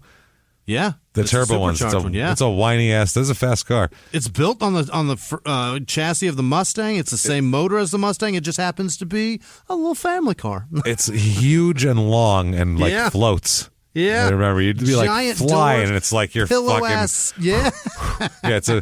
It's in between two worlds. That car. That's what really I remember. It's fast as shit and so comfy. You don't know what you're doing. Slow down, Grandma. That's what you. That is a very. I don't know why they did that with that car, and then sold that shit to grandmas everywhere. I think that's why they discontinued it for a while after that, and then they came back like the old timey one. So they received a tip that the man in the Thunderbird would be holding drugs. Yeah. So they pull him over. Okay. Yeah. And they search him. Hell yeah. And the informant was right. Oh. He does have drugs. He has a nickel bag of weed. He's got a fucking nick, dude. You guys, he's got a joint. One blunt. That's one blunt. That's what a nickel bag. A decent nick rolls you a blunt. That's what you get out of that shit. It's like half a gram, 3/4 of a gram if it's a real fat nick. Big, huge. Oh, look, informers. We set up a whole network. There was an informer, and they spent time on this to take down a nickel bag. Who the fuck said that too? Who called up? Who snitches on a nickel bag? He's got a nickel bag, man. A nickel bag? That's such an insignificant amount of weed. It's not even like it's a joke amount of weed. Remember King of New York, the movie with Christopher Walken, when he's saying how he wants a piece of everything and goes, I don't care if a nickel bag gets sold in the park, I want in. That's how insignificant this amount of anything is. No one cares about it. If the cops put that on the hood to do their thorough search, if the wind blew, they'd be out of their evidence. It would be, oh shit, go get that. Gone. Yeah, if it was on like live PD, they'd have to really zoom in to show you even what it is. It's so small. It rolls a fucking blunt's worth. He's charged with possession of less than 50 grams of marijuana. Can we have because that's like the dividing line. Can we have a less than 3 grams of marijuana, like less than an eighth clause? Because that's ridiculous. Less than 50 grams. 50 grams, less way than a gram, less, sir. Less he should than be charged a gram. with way less than 50 grams. Remarkably less than 50 grand. 50 grams. We have not even close to 50 grams of marijuana. Is that a charge? Embarrassingly under 50 grams of marijuana. It's so fucking ridiculous. The police also called the arrest minor because they were like, it's a nickel bag. We were annoyed by that. They said they got a tip from an anonymous informant who said that he would be transporting drugs. He didn't say weed. The informant said he'd be transporting drugs through the city. So if you pull him over, they're looking for keys of coke in the trunk. They're looking. Oh, he's trafficking, and they're like, we find. Oh, you have a nickel bag in your fucking change pocket of your jeans. In your fifth pocket. Yeah, perfect. That's where they found it. They got down to the last little fifth pocket, and they're like, maybe there's weed in here or drugs in here. And then they find weed, and they're like, are you kidding me? That little bag, we didn't think people put weed in those little bags. Also in the car was a woman, another man, and 2 kids as well. They crammed the fucking Thunderbird full. So there was, 3 in the back seat with the kids. None of them were arrested, obviously. Yeah. There's not enough weed in this car to get 3 people high. There isn't. There really isn't. Especially back then, it's dirt weed. Right. That's street dirt weed. They said one of the police officers said, quote, we have a drug problem in the city, and this is just another arrest. Around here, this is usually a fine. This charge results in a fine. If it wasn't him, we wouldn't even be talking about this right now. Like, it's a nickel bag. Exactly. It's a nickel, stupid. No one gives a shit, including me, and I'm a cop. I don't care, is what he's saying.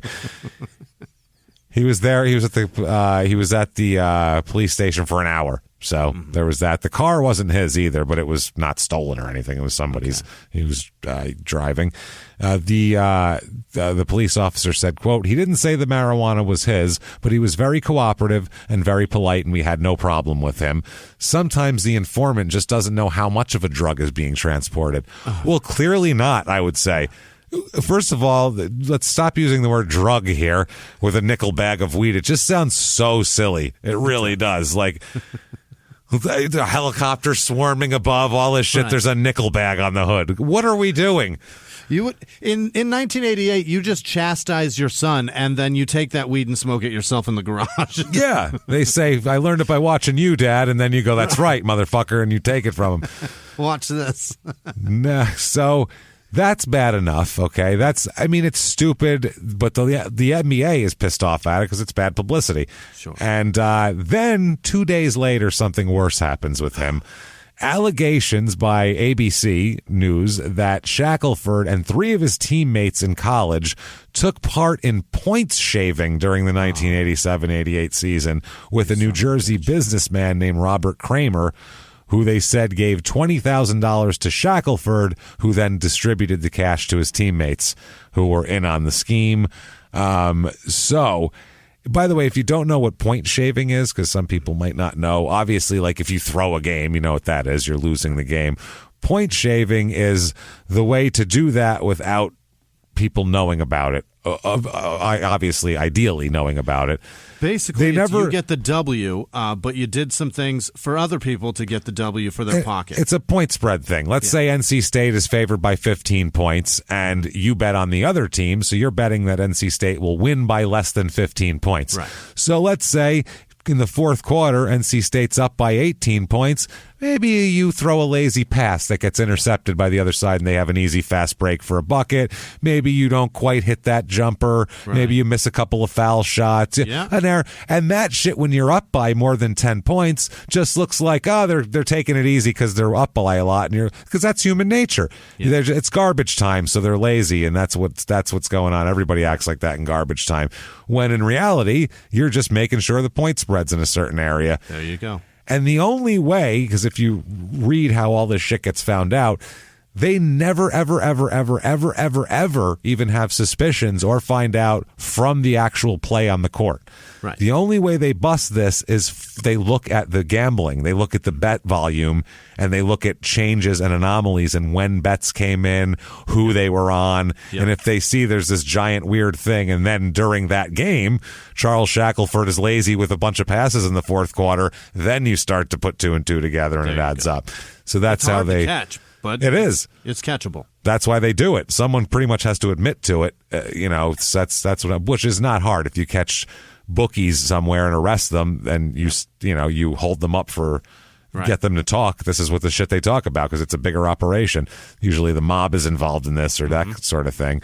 So while Shackleford did admit to receiving $20,000 from Kramer and $45,000 from an agent named Larry Gilman during college, which did violate NCAA rules, he said he didn't shave any points, though. I took the money, but I didn't shave points. Okay. I just took money. So, yeah, this is a weird thing here. They said they shaved points in the March 6th, 1988 game against Wake Forest and in as many as 3 other games. Okay. So, total of 4 games, they're saying. They were favored by 15 points, and they won by 4 in the game in question.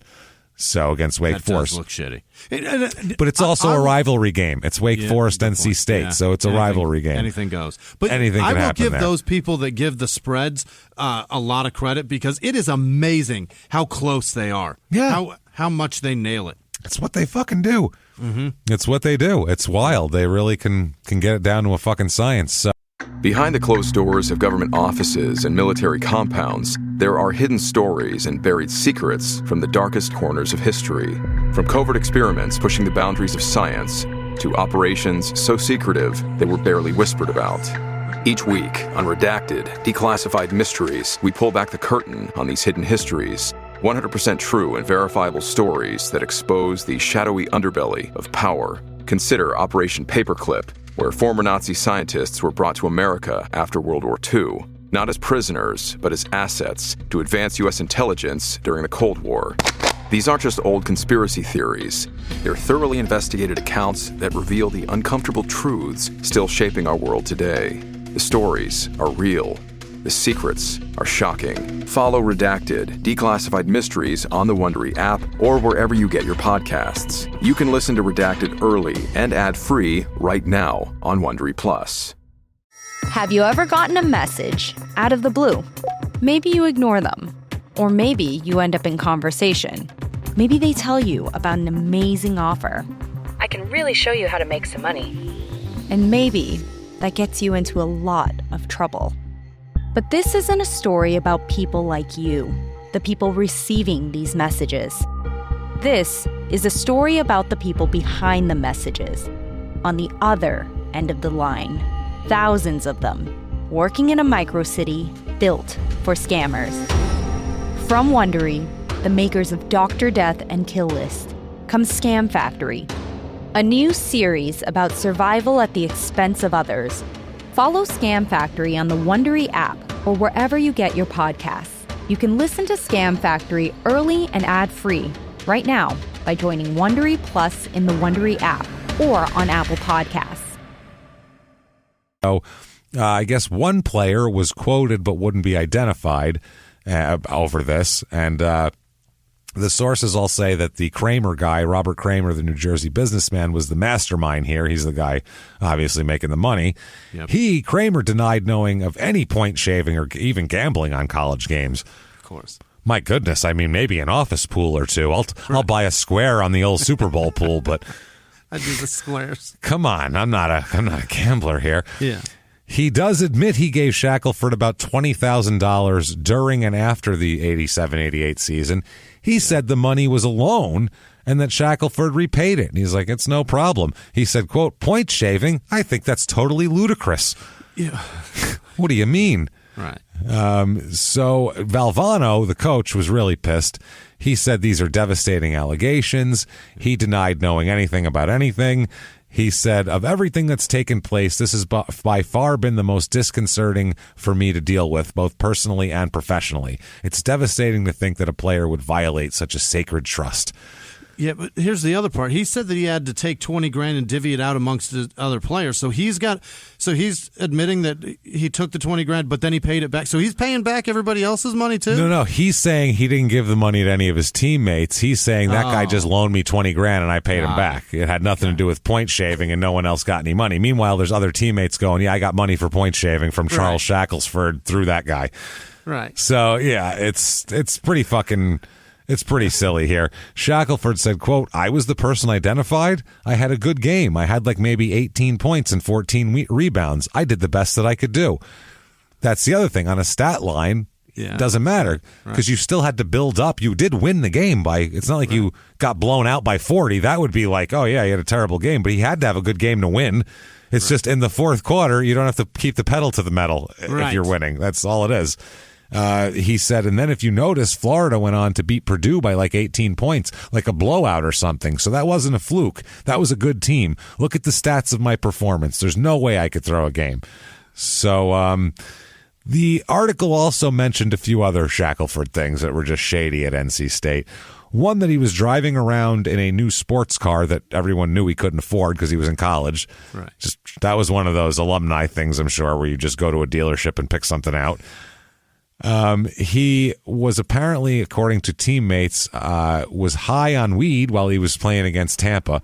Sure. Which is fine. That doesn't bother me. Yeah. There's a lot of guys that play better with weed. Yeah. That's it. Steven Jackson said, hell, I smoke weed every day. Every day. That's what he was doing back then. There's guys, I was reading in the USFL book, there's a guy, because football's a kind of a different thing, but there was a receiver who said he was terrible if he didn't smoke weed before a game. He was like, I just couldn't focus. I would be a mess. I'd fuck myself all up. The coaches used to go around and go, did you have your medicine today? Like they wanted to make sure he was smoking because that way he's good. Wow. A booster for the school named Charles Logan was providing players with money and diuretics to mask drug tests, making them piss more. So, just to speed it up, get it out of your system faster. North Carolina police have outstanding warrants at the time for Logan's arrest. He was a witness to a traffic accident that critically injured a 4-year-old, but then took off, and they couldn't locate him. So, Jesus.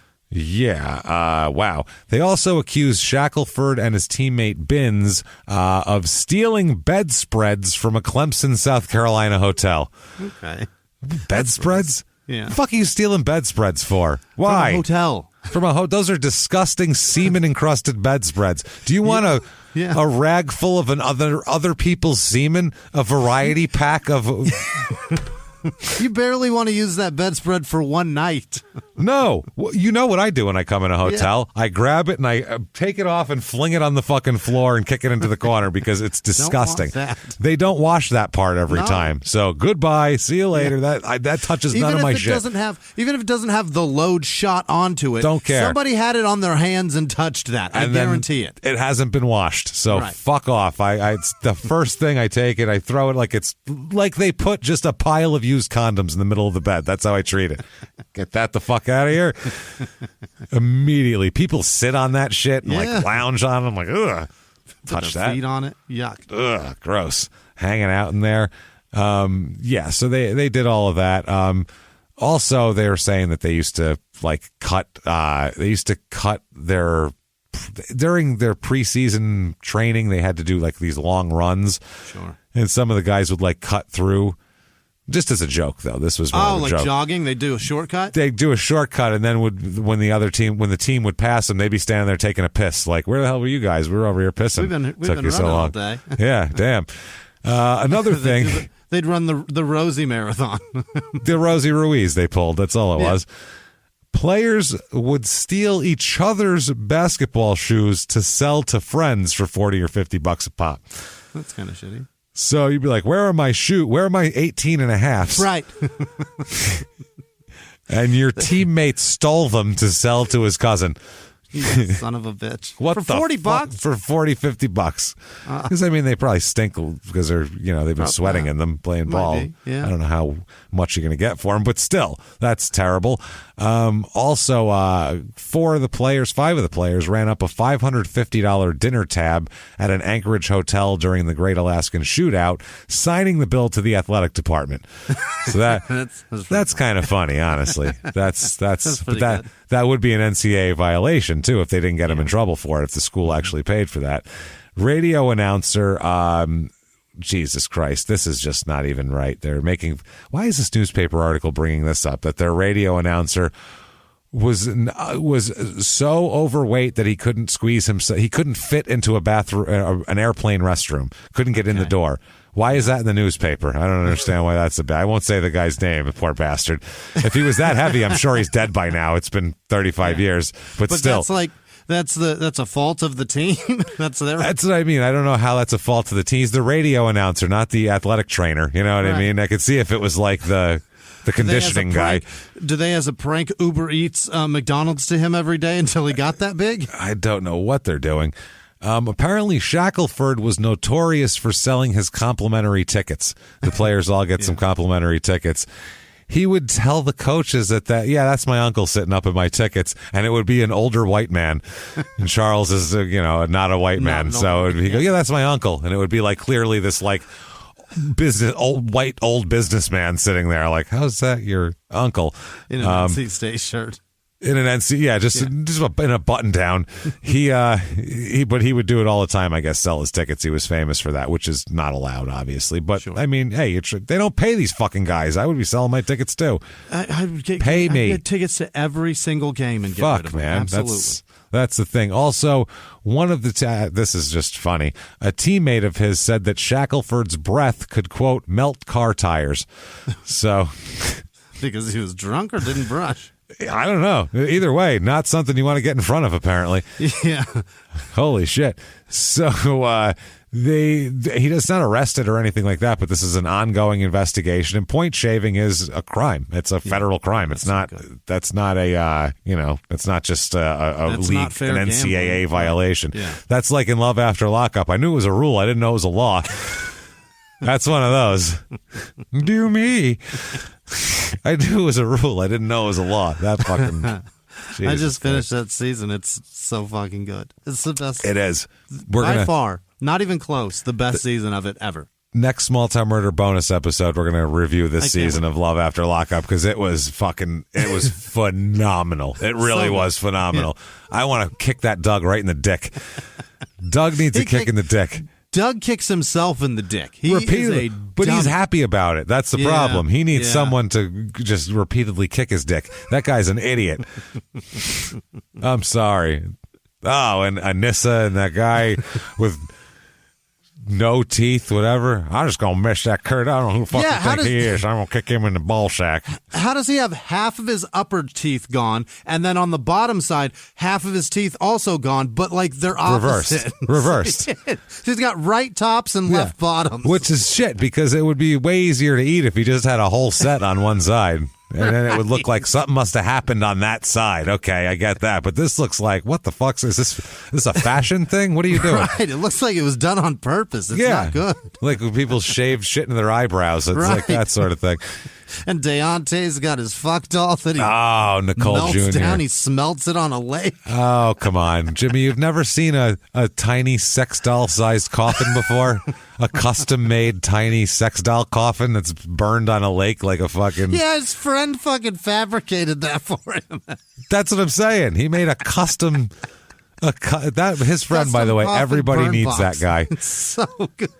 I want to go no places without him and Steven Jackson by my side, because those two are the most down for you cool motherfuckers you fun. Could get. Every day we'll make a new story that we tell everybody. It'll be so much fun. So apparently in school also, somebody wanted him to stay in school There was oh my God, all sorts of people here were all in his shit. People were trying to pay him money to get him into school or to stay in school, basically. There was alumni had their interest in keeping him there, and then there's agents and shit giving him money to fucking declare for the draft so he could make some more money. So he's being pulled in all these different directions. He's finally introduced to Salvatore DeFazio. Sounds very hey, Irish. Sally DeFazio. He's a lawyer, and he meets Shackleford through Bob Kramer, the guy who gave him the $20,000. Yep. He says, I knew Bob for only a matter of a week or a few weeks before he introduced me to Charles.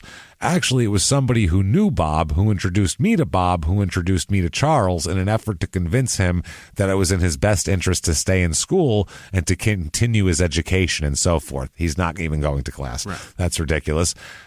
So that ended up being the Bob Kramer who was given money. So it's all a whole bunch of shit here, and NBA scouts and everybody had Shackleford in. If he waited till his senior year to come out, they had him projected as top 10 pick. Wow. the next season.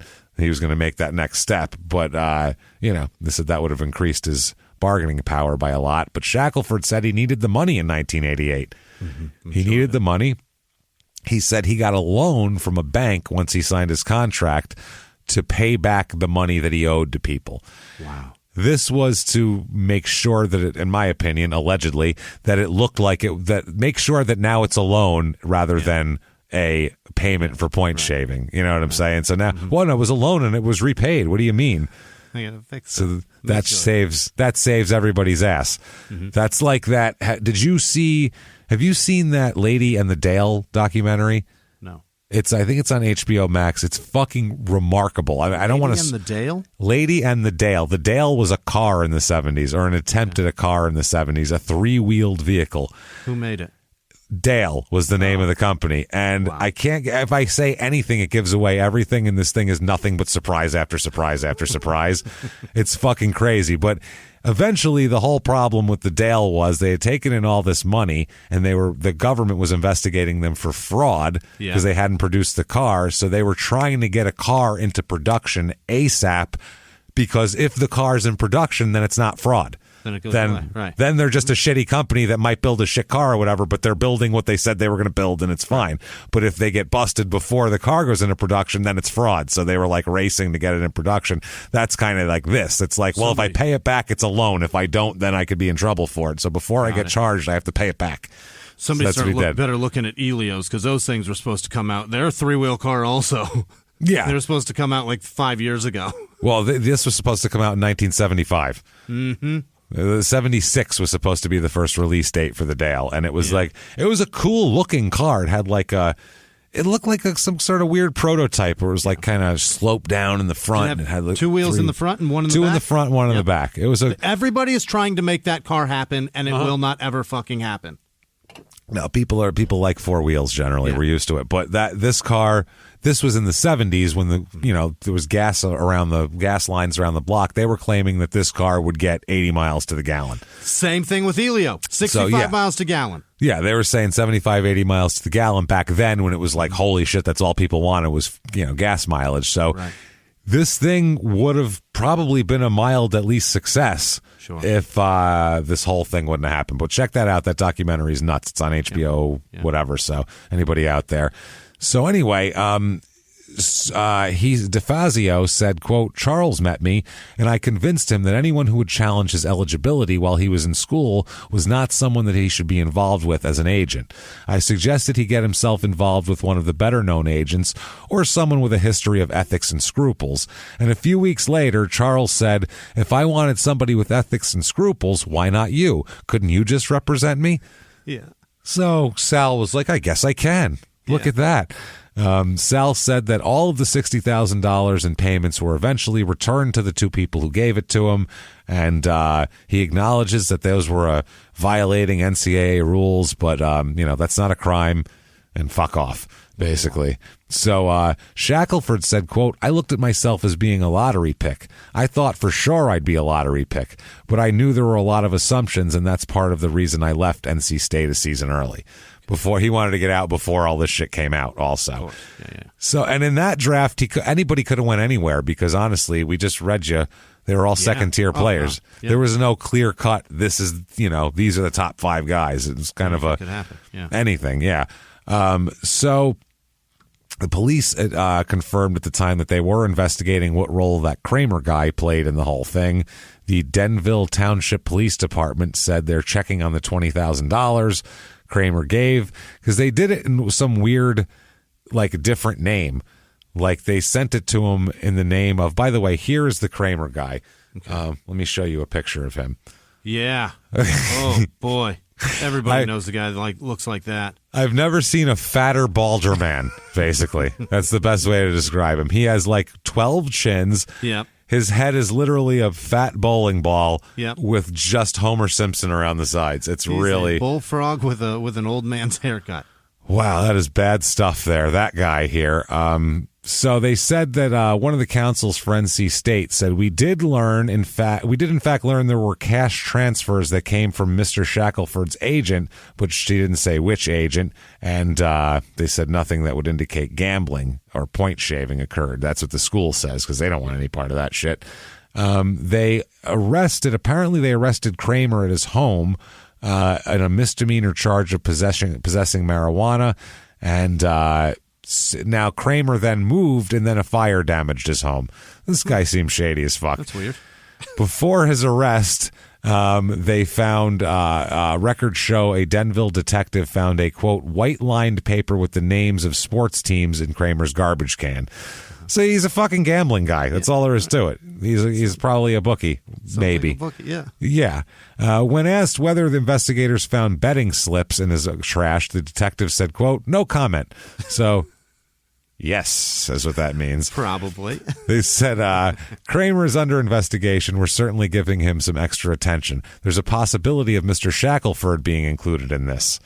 So apparently this Kramer has been he was charged in the 70s and 80s with a bunch of bad checks.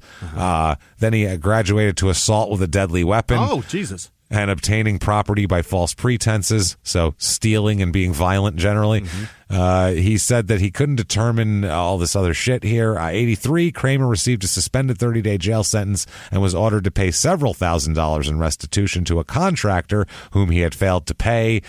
A lot of shit like this. He has a history of high-stakes gambling. The Tropicana Hotel and Casino in Las Vegas sued him for not repaying $10,000 in gambling debts he ran up in July of 84. He agreed to repay the money, but he wrote 3 checks from an account that he had already closed. Yeah. No interest in paying. Now, he owes the IRS $58,700 in 1987 personal income taxes, and the last year before that, he paid $30,000 to retire federal tax liens for 84 through 86. So now he's got 87. He was arrested in September, like we said, with the marijuana and the piece of paper they found. And then October, a fire caused $200,000 in damage to his $429,000 house. Get into financial business with this guy's stat. ASAP. Yeah. This guy has it all going on.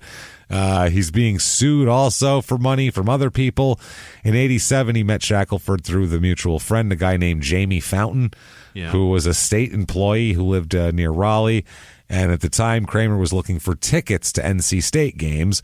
Shackleford gave him tickets to a few games, and he said they became friends after that.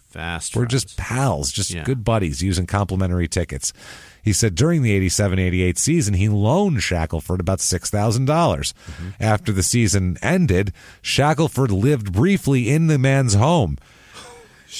So he's saying, I don't know anything about gambling or point shaving. Meanwhile, he's living in the guy's house who has betting slips in his fucking garbage, allegedly. So you play sports. This guy is interested in gambling on sports, and you would never, ever have that conversation as you pass each other in the hallway? And then you're drafted by New Jersey, which is where this fucking guy lives, too.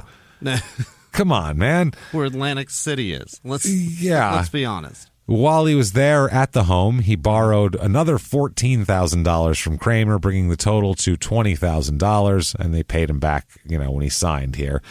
Now, investigators who were investigating this said they saw cash transfer wires to Shackleford in 1988 from Kramer. Mm-hmm. So they're saying they're lying about the $6,000 lump sum and $14,000 lump sum while he was living with him, because there was wires to a man, from a man. Now, this wasn't in Kramer's name. He didn't send it, but he sent it in the name of George Shackleford.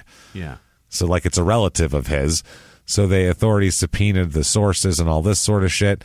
Charles Shackleford, they looked for George Shackleford. They couldn't find any George Shackleford around. And his father says that, Charles Shackleford's father says that he doesn't know anybody named George Shackleford other than a 76-year-old first cousin. Yeah. Who the family really hasn't talked to in years and years and years. So there'd be no reason for him to be sending him tens of thousands of dollars right. from a place he doesn't live, because he lives in, proud of it. Yeah. And he's 76 and lives in North Carolina. He said they talked to that George Shackleford, and he said he hasn't seen Charles in 5 years and never wired any money to anybody in his whole life. So I sure could use some money. But if you want to wire some to me, that'd be terrific. He said, quote, I wish I could. So, wish I could give him money, but I can't. So George Shackleford, is just a made-up name there, they think here. Dan Shackleford, his father, said he knew of only two men who wired his son money, and that was Larry Gilman, an agent, and Kramer. And, he said, quote, George Shackleford, located in New Jersey, sending Charles money? I don't know who in the devil that could be. No, I don't think Charles knows any George Shackleford. Then he said, I have a cousin that's 76.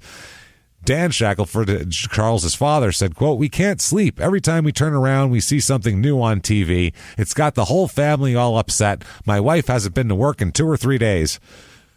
Pissed off, damn it. Yeah.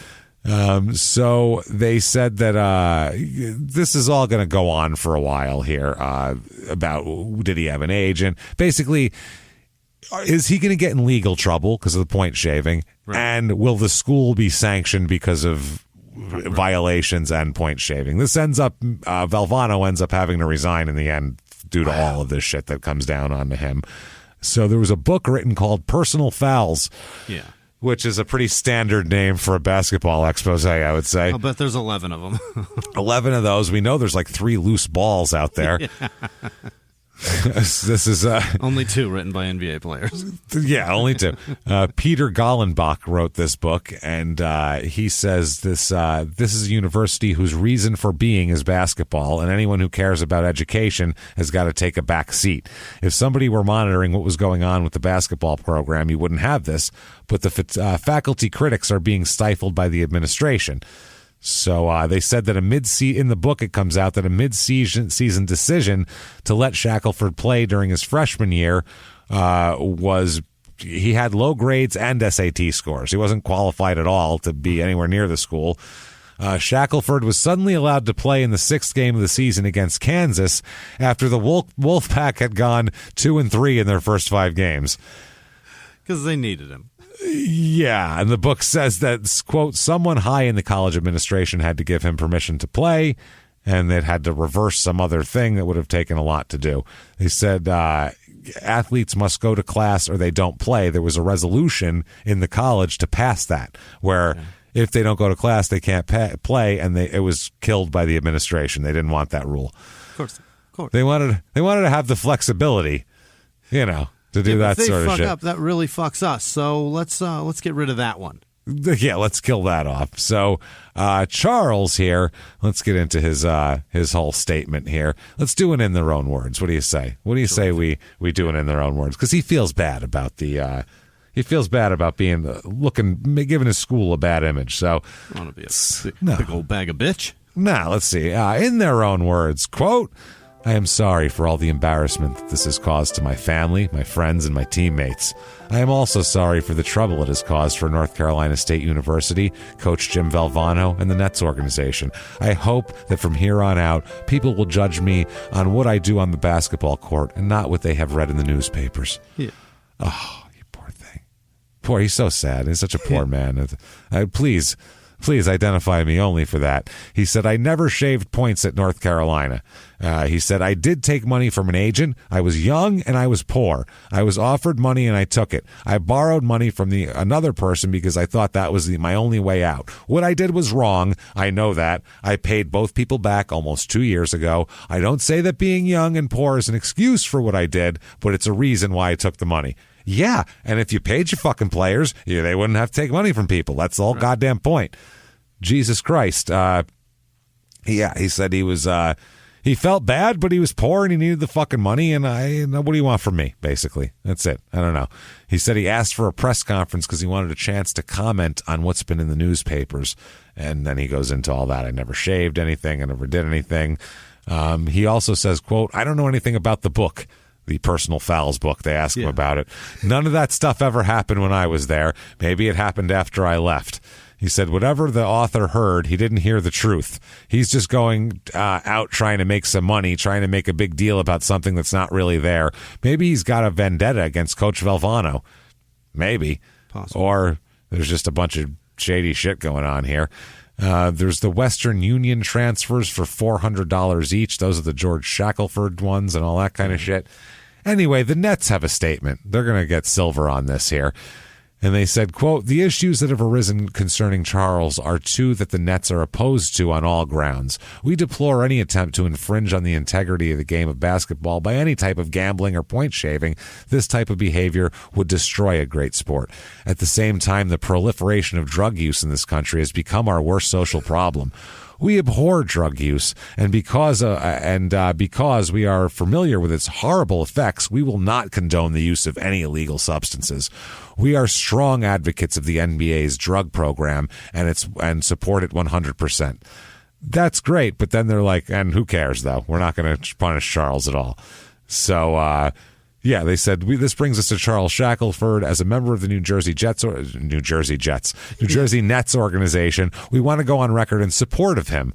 Not knowing all the facts surrounding the allegations made against him, we stand by his side and will not make any judgment until all the facts are presented and judged accordingly. Did we mention he's tall? Because he is. He's very tall. We could really use him. We could really fucking use him. So I'm sorry. I'm not angry at a fucking player for taking money from an agent because he's broke and fuck that shit. I'm sorry, man. That's ridiculous. And I never feel bad about that. And they shouldn't feel bad about that. And the school that tries to make them feel bad about it later because they get sanctions later on. Right, no, they fuck have to you. Pay for, right. Yeah, sorry, but you were getting free labor. That's later on you had to pay for it. Sorry to tell you that. So there's an article here from a real asshole the newspaper's called the Nashville Graphic. Okay. And not Nashville, Tennessee, Nashville, North Carolina. Yikes. Small town shit newspaper, I'm sure doesn't exist anymore. And maybe that's for the best considering that this asshole wrote for it. He says he's just really, really hates Charles Shackleford. This is a quote from his article. Quote, Valvano will probably go. It's too bad a man has been forced out of a job by a fanatical newspaper and a couple of associate professors. That's not what justice is all about. When Jim Valvano leaves, it will be a case of the good being defeated by the bad and the ugly. It will mean politics rules our college campuses. Wow. Charles Shackleford, who is apparently a thoroughly rotten individual who has ruined his own life through the use of deceit and drugs, will have taken with him a slew of innocent victims. And if he's allowed to do this, it will be a sad day in the annals of college sports. Deceit and drugs, Jimmy. Yeah. He had a nickel bag and took fucking $20,000 from a fucking agent when they were paying him no money. Just a rotten individual. Thoroughly, you would say that about a child molester or something. How fat and unathletic is the person that wrote that? Oh, horribly. You'd say that about like Bernie Madoff, a thoroughly rotten individual robbing people of their life savings. Deceit and drugs makes him sound like he is like basically fucking Avon Barksdale. Like, what are you talking about? Deceit. And he had a nickel bag. Calm the fuck down. I guess the guy, whoever wrote that, is seeing that a nickel bag is the tip of the iceberg. He's clearly got kilos and bricks of weed if he's got a nickel bag. Well, kissing Valvano's ass like Valvano doesn't know shit's going on in his program. Right. He just wants to win. It's fucking ridiculous. It's honestly shocking. It really is. It's surprising and shocking, but not as shocking, Jimmy, as the sales. Yeah. Oh, my God. So many sales this week. I found, oh, boy, you got to get geared up, Jimmy. Yeah. You got to go down to Famous Footwear. Oh, yeah. Where they have a big L.A. gear sale. Let's get it going, yes. Jimmy. L.A. Gears, women's private dancer low tops. You know you need a pair of those. I'm sure they have them in an 8. Yeah, my mom walked up and bought me those instead of British Knights. Oh, those are not the same at all. L.A. Gear, I don't, they weren't those, I don't imagine. They had like... Were they the ones with like the tongue that was like split with like pink in them and shit like my mother had to do like aerobics class in 1988? They had Velcro over the tongue. I do know that. Nope. Anything pre-Air Max Charles Barkley, it was not cool to have that. I'd trolloped through the mud and those things just to get rid of them. You would, yeah. I would get attacked by a dog just to get rid of those things. Chew my shoe. Told my mom they wear out quick. Get a different kind. You know, because they're made for aerobics, not outdoor activities. Also, they're made for bullying and ridiculing a fucking 12-year-old. They are. They're good for that. They're good for, you know what these are for? Building character. They're called LA Gear character builders. That's what they're called. I know what my underwear tastes like because you bought me those shoes, Mom. Thank you. Thanks a lot. I know how far it stretches over my head to my mouth as well. You can get some of Via's women's aerobic shoes here for $32.99. Some Reebok's men's Newport Classics for $36. Probably those boring white, just old guy shoes. You see, Kangaroos. Get your Kangaroos kids aerobic high tops, $20.99, or men's Velcro joggers, $19.99. If you're a man wearing Velcro Kangaroos while you jog, I don't want to talk to you. I just don't. I would have rather had those than LA Gears, though. Probably. At least they were, you're right. At least they weren't made for aerobics. Right. At least they weren't made for a fucking aerobics class, for a spin class. So leg warmers and a fucking pair of leotards. Oh, definite leg warmers go with those. Now you take those shoes and you take your special someone, Jimmy. Yeah. Take your special someone down to the Hyatt Regency Hilton Head oceanfront at Palmetto Dunes. Jesus Christ. I've stayed there. No, you haven't. I swear to God. At this hotel. My honeymoon was on Hilton Head. Are you fucking kidding me? This is your honeymoon hotel? Of all the fucking hotels I picked, a doomed marriage's honeymoon? The inception of a doomed marriage? This is where we are? That's where you go to ruin it all. Wow. Did you get this package that they have? I'm going to read it off. Maybe. Hear it. Wow. So they don't need to advertise. It's already worked on Jimmy. Word of mouth. I'll tell you all about it. Well, savor the ultimate romantic evening with someone you love. Well, right away there's an issue there. You're about to hate. I'm finding several problems with the lead. Run away to romantic Hilton Head Island and treat yourself and someone you love to Hyatt's Enchanted Evening. Which is, by the way, a board game that you play. It's like a sexual board. I'm not kidding. You get the board game. It's got a picture of it and everything. Thank fuck I didn't play that. You didn't play a sexual board game on your honeymoon? No.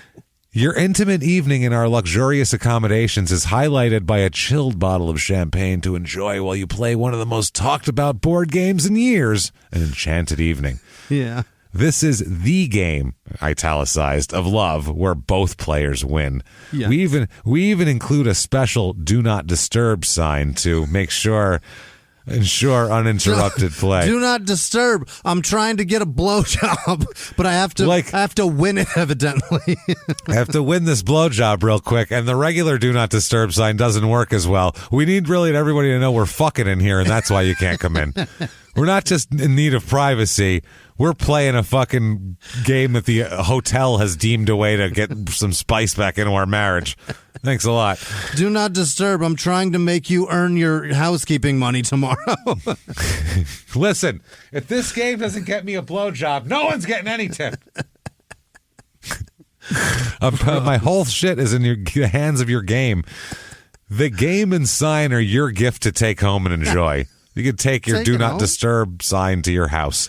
Oh, boy. Special extras that can be added to your stay include breakfast in bed and a private dinner in your room, both served by waiters in formal attire. Oh, thank fuck for that. I don't care what you're wearing. Drop it off and take a fucking hike. I'm trying to win a blowjob. Get out of my room. I am. Yeah, whatever. You want to stick a finger in my butt too? Go ahead. I don't give a fuck. This game has 4 pieces. You're welcome to play too. Yeah, join in. Any housekeepers down there? We got room for a 4th. Hyatt's Enchanted Evening is available at a special rate of only $129 per couple any night, Sunday through Thursday. Rates haven't gone up. Rates have still the same, huh? Price. From 1989? Yeah. Also, from there, you can head on down to get a bunch of... Holy shit, this is hilarious. You can get a radar detector here. What is this? A shirt pocket-sized radar detector for $129.95 down at Radio Shack. Or you can pick up this sweet mobile CB radio. Sweet, a CB for $49.95. And you can take that, and I don't know if you can call them on the CB, but if you're home and you don't have anybody to play that game with, you can call some ladies to play that game with. Yeah. According to this article, the most beautiful girls in America by telephone. Oh, yes. Speak live, one-on-one, 24 hours a day to New Jersey's most beautiful people. Which just makes fucking Guidettes with huge hair. Yeah. Hello? What do you want from me? What do you want? You want something? I'm not taking my bra off. It's expensive, and I took a long time to put on. You gonna come take it off? Get the fuck out of here, you scumbag! I'm hanging up on you. Yeah, it's $12 for that, you fucking asshole. I'm gonna have my fucking brothers come kick your ass. How's that sound? You fucking piece of shit. No, that's what you're getting. Hot. 1-900-654-MEAT. What did it say a number again? 1-900-654-MEAT. Gross. $9.95 for 15 minutes. So you got 15 minutes to fucking blow your load here, and then you get recharged. For me, yeah. No, it's MEAT, but unfortunately. I watched a documentary on the people that used to run those in the 80s or 90s on HBO. I assure you, they sound like they're the hottest people of the neighbor. They are not. Those people anybody can sound good. Monsters. Yeah, we sound good. Doesn't mean we're. He's got good mics. Yeah, we got great mics. That's all it is. March 9th, 1990 is weed court for Shackleford here. His attorney acknowledges that it was his marijuana and he was carrying it and he's fine. He doesn't even enter a plea under the terms of a new state law that allows first-time offenders to enter a pretrial program, and he gets it's basically probation. If he doesn't get in trouble, he'll be fine. Suspended 60-day probationary period. So that's all he's got. No big deal there. Sherry White, the NBA's assistant director of media relations, said the league has no guidelines for handling marijuana arrests at this point. None? She says marijuana is not covered under our drug policy. No, it does not count as a strike against him. We're monitoring the situation. We have no fucking idea. There is no investigation. We're monitoring it, keeping an eye on it, she says. She said that they're monitoring that. They're monitoring the point shaving as well. So Nets coach Bill Fitch, who had a goddamn 17-25 record or whatever, he said that he, quote, didn't know what to think of Shackleford's troubles. He said, I've only known Shaq for a short period of time. I hope his life is not as messed up as it's been made out to be. But until something is proven, it's just an if. He said, I have compassion for Shaq, but at the same time, I want to kick him in the butt for being more stupid or being so stupid. Yeah. So Shackleford that year starts 37 games, 70 games played here. He scores 8.2 points a game and 6.8 rebounds. That's ugly. It's ugly, but I mean, he doesn't play that much. But he ends up his contract's up with New Jersey, and they do not re-sign him. So he goes and plays in Italy in 1991. He moves to Italy for Fonala Caserta, and he scores 19.7 points and 15.8 rebounds. Mad competitive over there. Yep, leading the league in rebounds, and the team won the 90-91 championship, which was their first title in the team's history. The championship is a pinky ring for the Italian team. It is. It's over there. Well, it's a pinky ring and a cannoli subscription. Yeah. It's the cannoli of the month club, and they bring you a different one. There's like a chocolate chip. Sometimes they're like, they got some powdered sugar on them. You never know. A lot of different things going on there. So he moves to, does all that. July 10th, 1991, he's signed as a free agent with the Philadelphia 76ers. Because he did great. So, yeah, that's what I mean. You go over there, you dominate. They go, okay, maybe you figured it out. So he signs there, and they needed a center because they needed some rebounding. This is his first year there is going to be Charles Barkley's last year there. So he plays with Barkley for a minute. They said after a very thorough investigation, there's no question that Charles Shackleford is the right player for our team, is what the GM said. He is a proven rebounder and could be one of the best in pro basketball. We look at this as a perfect marriage. He can play in this league. We think we have a real winner. He got to play with Charles Barkley and see how rebounding's really done. Yeah, just pay attention to him. His agent said that it looks good. It's fine here. And Shackleford was believed to be making over $1 million a year from this, and we'll talk about it. Fantastic. They said they're confident his past is behind him. The owner said that he felt the year in Italy really helped mature Charles, who even got married last week. So know he's being mature because when things are going well, you get married, and that's fucking say those vows. And then he went to that hotel for his honeymoon, and it all fell apart. The coach said, "One hot mamas though, because that bar is legit." Oh boy, the coach said we did a thorough check on him, going back to his high school coaches, and he said that I think everyone deserves a second chance. He's a good kid. He said, Charles said, this is giving me a chance to come back to the NBA, which has always been my dream. I played 2 years for the Nets, and that wasn't the best time of my career. I have a lot to prove by coming back. I turned down a lot of money by coming back. There's a lot of money in Europe for an import star like that. I want to prove to everybody that I can be a good player and a good citizen. Okay. Charles Barkley said that, he said, quote, the last time I saw him, I felt he needed to learn some things defensively, how to use his forearms in the post, how to use his legs, how to ride a guy defensively. That doesn't sound good. Oh, yeah. Ride a guy defensively. Right in his face, man. You got to ride him, grind on him. To move a guy out of the way, back then he needed to stay focused, something he didn't always do. And Shackleford said, I think it comes with maturity. I used to get mad at a coach and take it out on him, and I've learned I can't do that. I've matured. Basketball is my job and my profession. I've got to go out and play. Okay. That's, great. Good for you. Go out, shut the fuck up, and get some rebounds. So, 91-92, Philly sucks. They're 35-47. Mm-hmm. Nobody cares. Charles Barkley, Manute Bull, Johnny Dawkins, Armin Gilliam, Hersey Hawkins, Greg Grant. There's some players on this team. That's a... also, Jayson Williams, a Crime and Sports alum. Jayson Williams, our Shotgun Shell and Jayson Williams. Yeah. By the way, he'll come back later on in this episode. So Charles starts 62 games for Philly this year at center. He averages 6.6 points and 5.8 rebounds a game. That's your starter. Whoa, that's not good. He made $1,332,000 for that, though. Unbelievable. Yikes. Now, the next year, they need rebounding even more because Charles Barkley went to Phoenix, so they're even hurting even more here. Jeff Hornacek and Andrew Lang in that trade, right? I believe so, yeah. So not a lot of rebounding help. No. Lang, I guess, a little bit. But 26-56 this year, they go. They're really, really fucking not good at all. And Shackleford said that he's having a hard time, basically. He's had some injuries going through this, and, he said he's just having a hard time. He said, quote, I've got to be a strong man to go through this bleep. He bleeped himself. He said the word bleep. I'm not kidding. Got to be a strong man to go through this bleep. All right. Be an adult and say it and let them fucking edit it out. They wouldn't have said shit in the paper. Don't worry. He said it's a hard time for him, the next year, 92-93, he starts 0 games. Not one.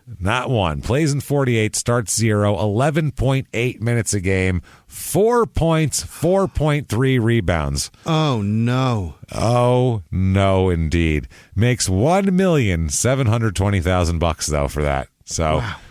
I could put those numbers up. Most people could put those numbers. Yeah. If anybody who's 6'10" and not in a wheelchair should be able to score 4 points a game. You know what I'm saying? I'm 5'8". I think I could put those points up. Probably.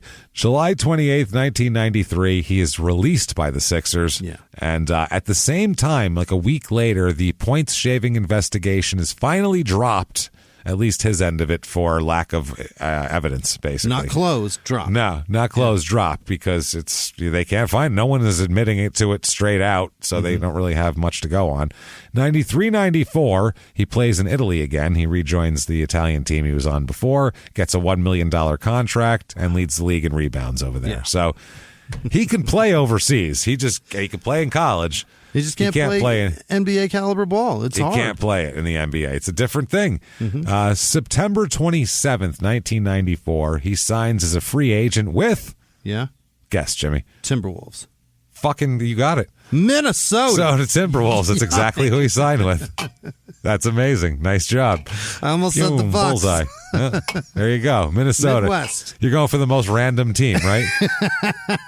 that was the reason why I did that one, because it's like, how random is this? Could be anybody. Fantastic. If you said Bucks, I would have said might as well be. Doesn't matter. Interchangeable at this time. Cold weather, shit fucking teams at the time. So Minnesota Timberwolves, 94-95 Timberwolves. They go 21-61, so they suck too. They do. He plays on some shit NBA teams. That team, though, in 92-93, that was a decent team, right? They had players, but they couldn't Wolves? play well. Yeah. Wait. 94-95 is when he went there. Okay. They have a couple. They have Howard Isley, who will be Utah's. He'll be like John Stockton's backup later on. Greg Foster, who I think went to Utah also. They must have went in the same goddamn trade. Tom Gugliotta. Yikes. Who went to, the beginning. At the beginning, yeah. That's the beginning. He went to, he ended up on the Suns after that. Who else? Stacey King, the ex-Bull. Christian Laettner is on this team. Coming in, Donyell Marshall. J.R. Ryder is only in his second year here, so Isaiah Ryder, we have an episode another on him. alumni he played with. Another alumni. And again on this team, shooting guard Charles Smith. Oh, no, I'm sorry. That's Chris Smith. I thought it was Charles Smith. I was like, another alumni. Holy shit. So many alumni coming back in this one. Vernon Maxwell, we were talking about. He touches everybody. Jayson Williams. Let's hope he doesn't. The episode's not over. Let's hope he doesn't touch anybody. Okay. A lot of alumni, though. Isaiah Ryder. Now, this year, he only plays in 21 games, and then they cut him. Okay. So he starts 2. He averages 4.5 points and 3.2 rebounds. He is awful and getting worse. Good fuck. That is so bad. That's not getting any better. No. So it's almost like the European trips are making him like weaker for NBA ball or something. February 27th, 95, which is mid-season, he is waived by the Timberwolves. Okay. So he's gone. He made $650,000 for that year, though. Not bad. Not bad for nothing. Nothing. To be useless. Now, 95-96, he goes and plays in Turkey. He joins the Turkish Basketball League, the team of Ulkerspor. Yeah. So them. Swedish. You know how good they are. Yeah, they even have an umlaut on it. Ulkerspor.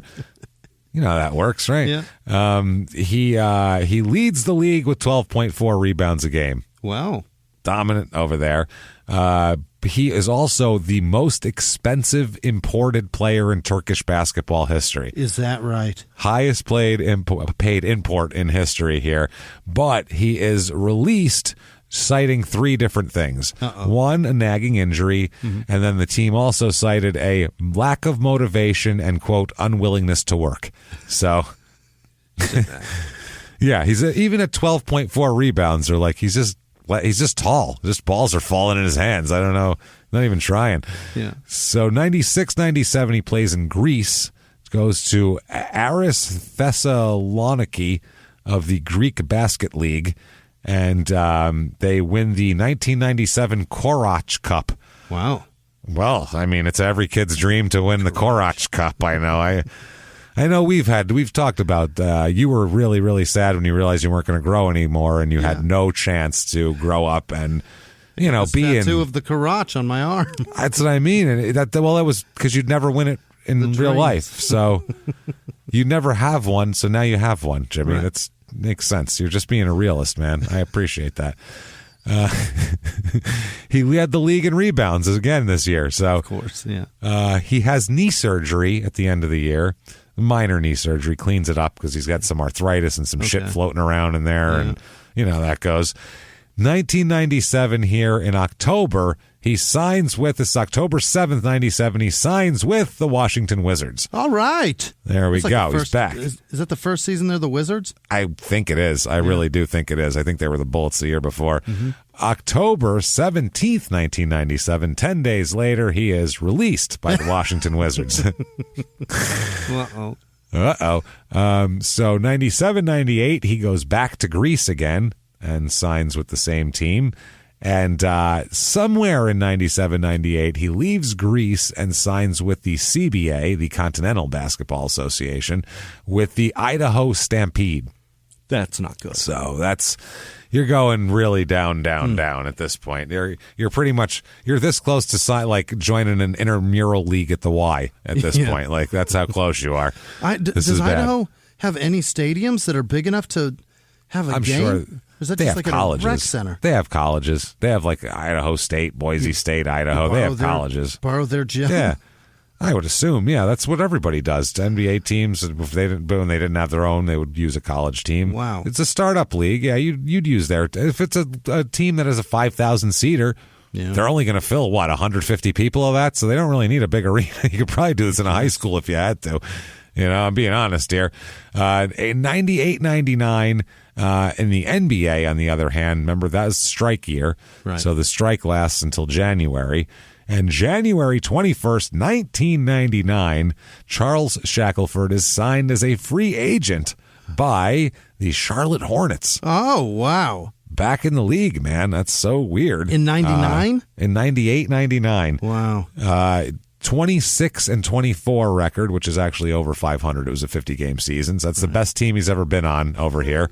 Very impressive. Strike-shortened Hornets team.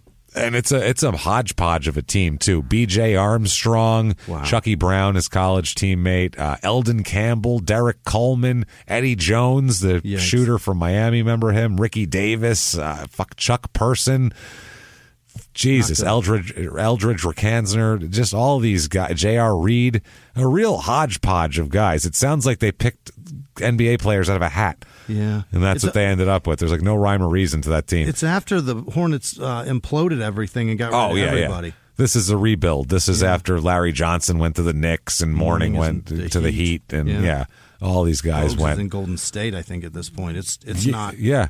I think this is. That's where they got Eddie Jones, was the Mourning thing, I think. That's how they got him. That would make sense. Maybe not, but it would make sense. So 98-99 team, he plays for the Charlotte Hornets in 32 games, starts 4, so a little something, averages 3.3 points, and a total of 4 rebounds per game. That is bad. That is not fucking good. So once he's done with that season, he tries out for about 8 to 10 teams somewhere in there. He bounces around trying out for about everybody in the league, about a third of the league, and no takers. Fails to land a contract. So he has to do something else with his life. So he decides to go and testify at the Rae Carruth murder trial. That's where he ends up with. He is part of the Rae. This guy's tied into everything. It's so weird. He is part of the Rae Carruth murder trial. He is... At the he's an time, athlete in North Carolina at the time.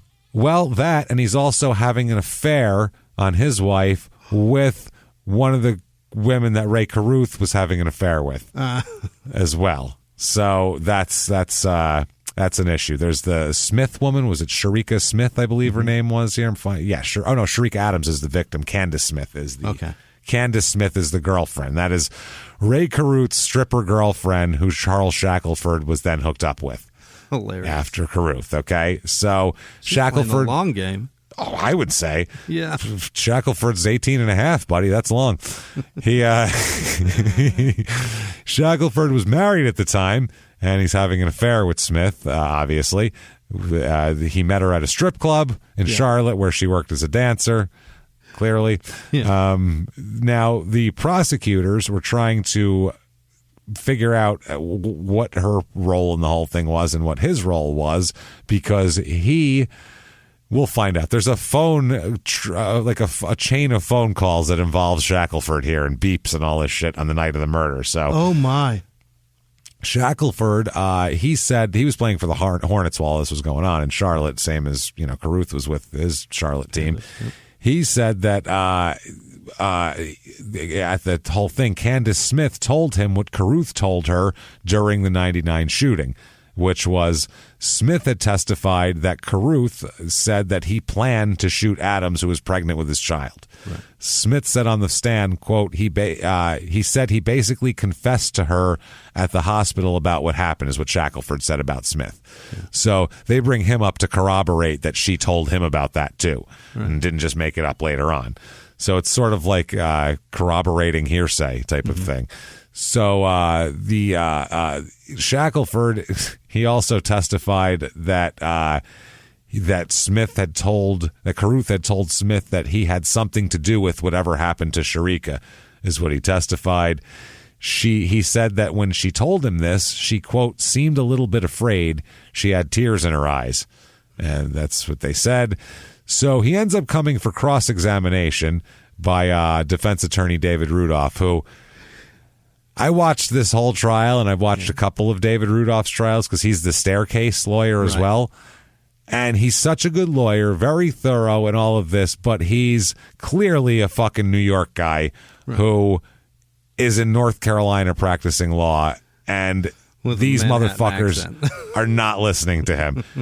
He could tell you there's proof of this and this, and they're like, I don't like the way he said it, Yankee. Like, he has no chance of winning cases. I saw Rae Carruth, by legal standards, probably shouldn't have been convicted.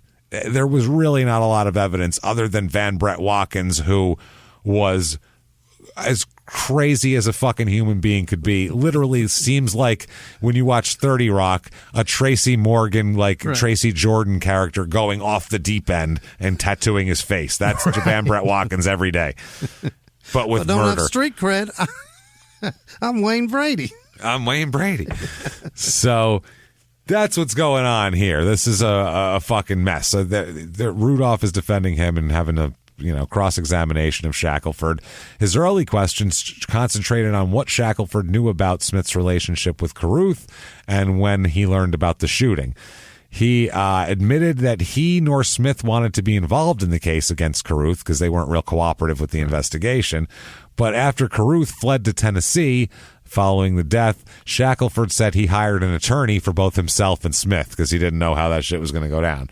So that's what the defense is trying to say. Maybe it was you that felt guilty because maybe she had. One of the theories was maybe this Candace Smith had Adams killed because she was jealous because she wanted to be with Rae Carruth.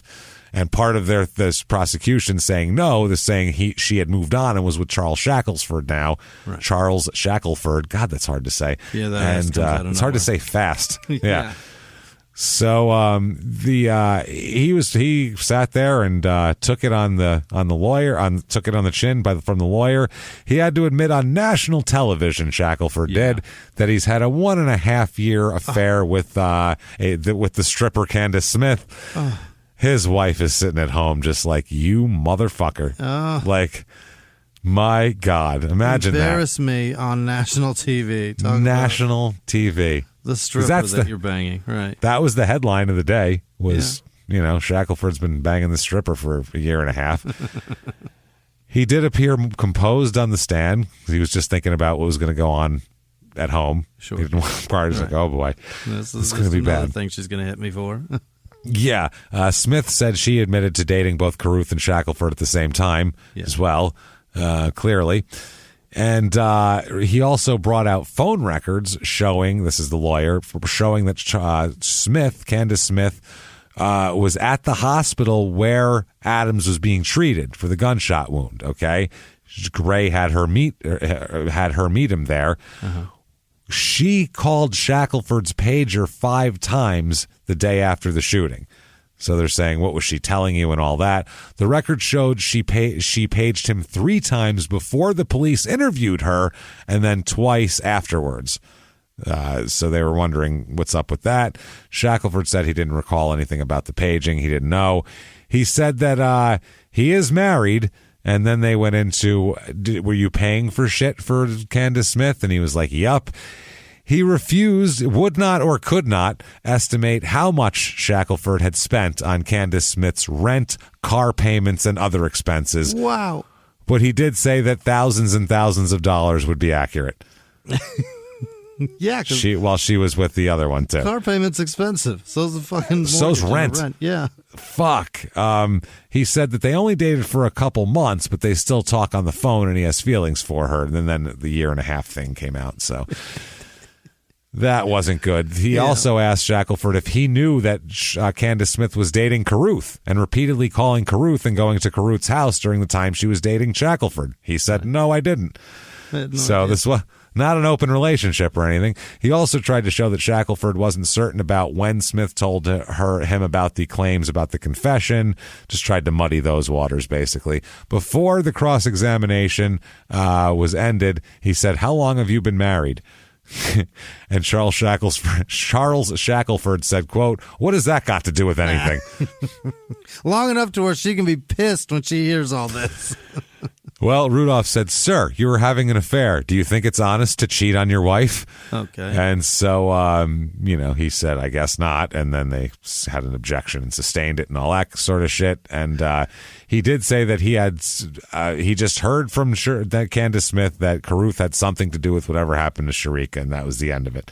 Okay. 2002, he is arrested in Marion County, South Carolina, Charles is, for writing of fraudulent checks. Yeah. So by now he's not paying for strippers' rent and car payments because he wishes he had those thousands of dollars back. That's what I'm saying. He's writing bad checks. He's not doing well. He's got a lot of bad shit going on here that he's not happy. He feels like a misunderstood man. Yeah, he really does. He feels misunderstood. He says, maybe it's me. Maybe I need to get my life back on track. If only someone could help me just get out of my mind, my body. I need to get my body, get healthy again. And he ends up finding the perfect person to guide him and get him back on a physical and spiritual track. And it's Adam Arugula Connoisseur Jones. Adam Jones, Pac-Man, Arugula Connoisseur. And he says, he has no music, so he just comes in and he shows up and he says, "How is it you've come to arrive here? Sir, sir, listen. If there's ever a man who's been railroaded besides myself, sir, it's you. Yeah. It's you. I'm sorry. I mean, yes, strippers, fine. You're allowed to go out with strippers. You're a professional athlete. Why else do you try out for the team, man?" That's what we do. That's what we do. Number one. Number two, I mean, so what? So what? You're writing some bad checks. That's not a problem. You're hanging out with people who hang out with murderers. So what? Is that a problem that we should all be worried about? I didn't think so. I've been thinking about it. You're misunderstood. That's all it is. You're misunderstood. Even you really have 10 rebounds a game, but they only count 3 of them because the world is against you, my friend. That's right. And I'm not. Damn it. I'm on your side and I'm going to help you. And but I'll be back tomorrow because your life's fucked up. And poof, in a poof of arugula and confusion, he's gone. And Shackleford could really use the help. He's like, damn it, I could have used him. Fuck. So January of 2006, he has a couple of quiet years. January 2006, he is arrested after being pulled over on the I-40 again. He's 39 right now, by the way. He and his 19-year-old girlfriend are driving. Go, sir. How the fuck does a broke-ass motherfucker who's 39 get a 19-year-old girlfriend? I bet she was hot, too. You know she was hot. She wasn't. It's amazing what a story of the glory days will get you. Fuck, man. Like a jersey on a wall, I guess? I don't know what does it. I don't know. At 39, you don't want to fuck a 19-year-old, though. No, that's what I mean. But he apparently does. That makes him feel like he's important, I guess, or like I'm in demand. Right. The younger generation still wants to blow me. Is he still married at this time, too? I think he is, yeah he is. He's got kids, too, a bunch of kids popping out. He, 9:30 p.m., he's driving on the I-40 when a state trooper clocks him going 87 and a 70, so not the end of the world here. They pull him over. Chrysler, it's a champagne-colored Chrysler 300M, which is what you get when you used to have a Rolls-Royce and can't afford it anymore. And you're like, what's a shit car that looks like it could be a nice car if you were squinting? Bentley. Yeah, a broke man's Bentley. He was pulled him over for speeding, asked to search the car, and then Shackleford gave consent. And he said, the police officer said he noticed a strong odor of alcohol and marijuana coming from inside the car.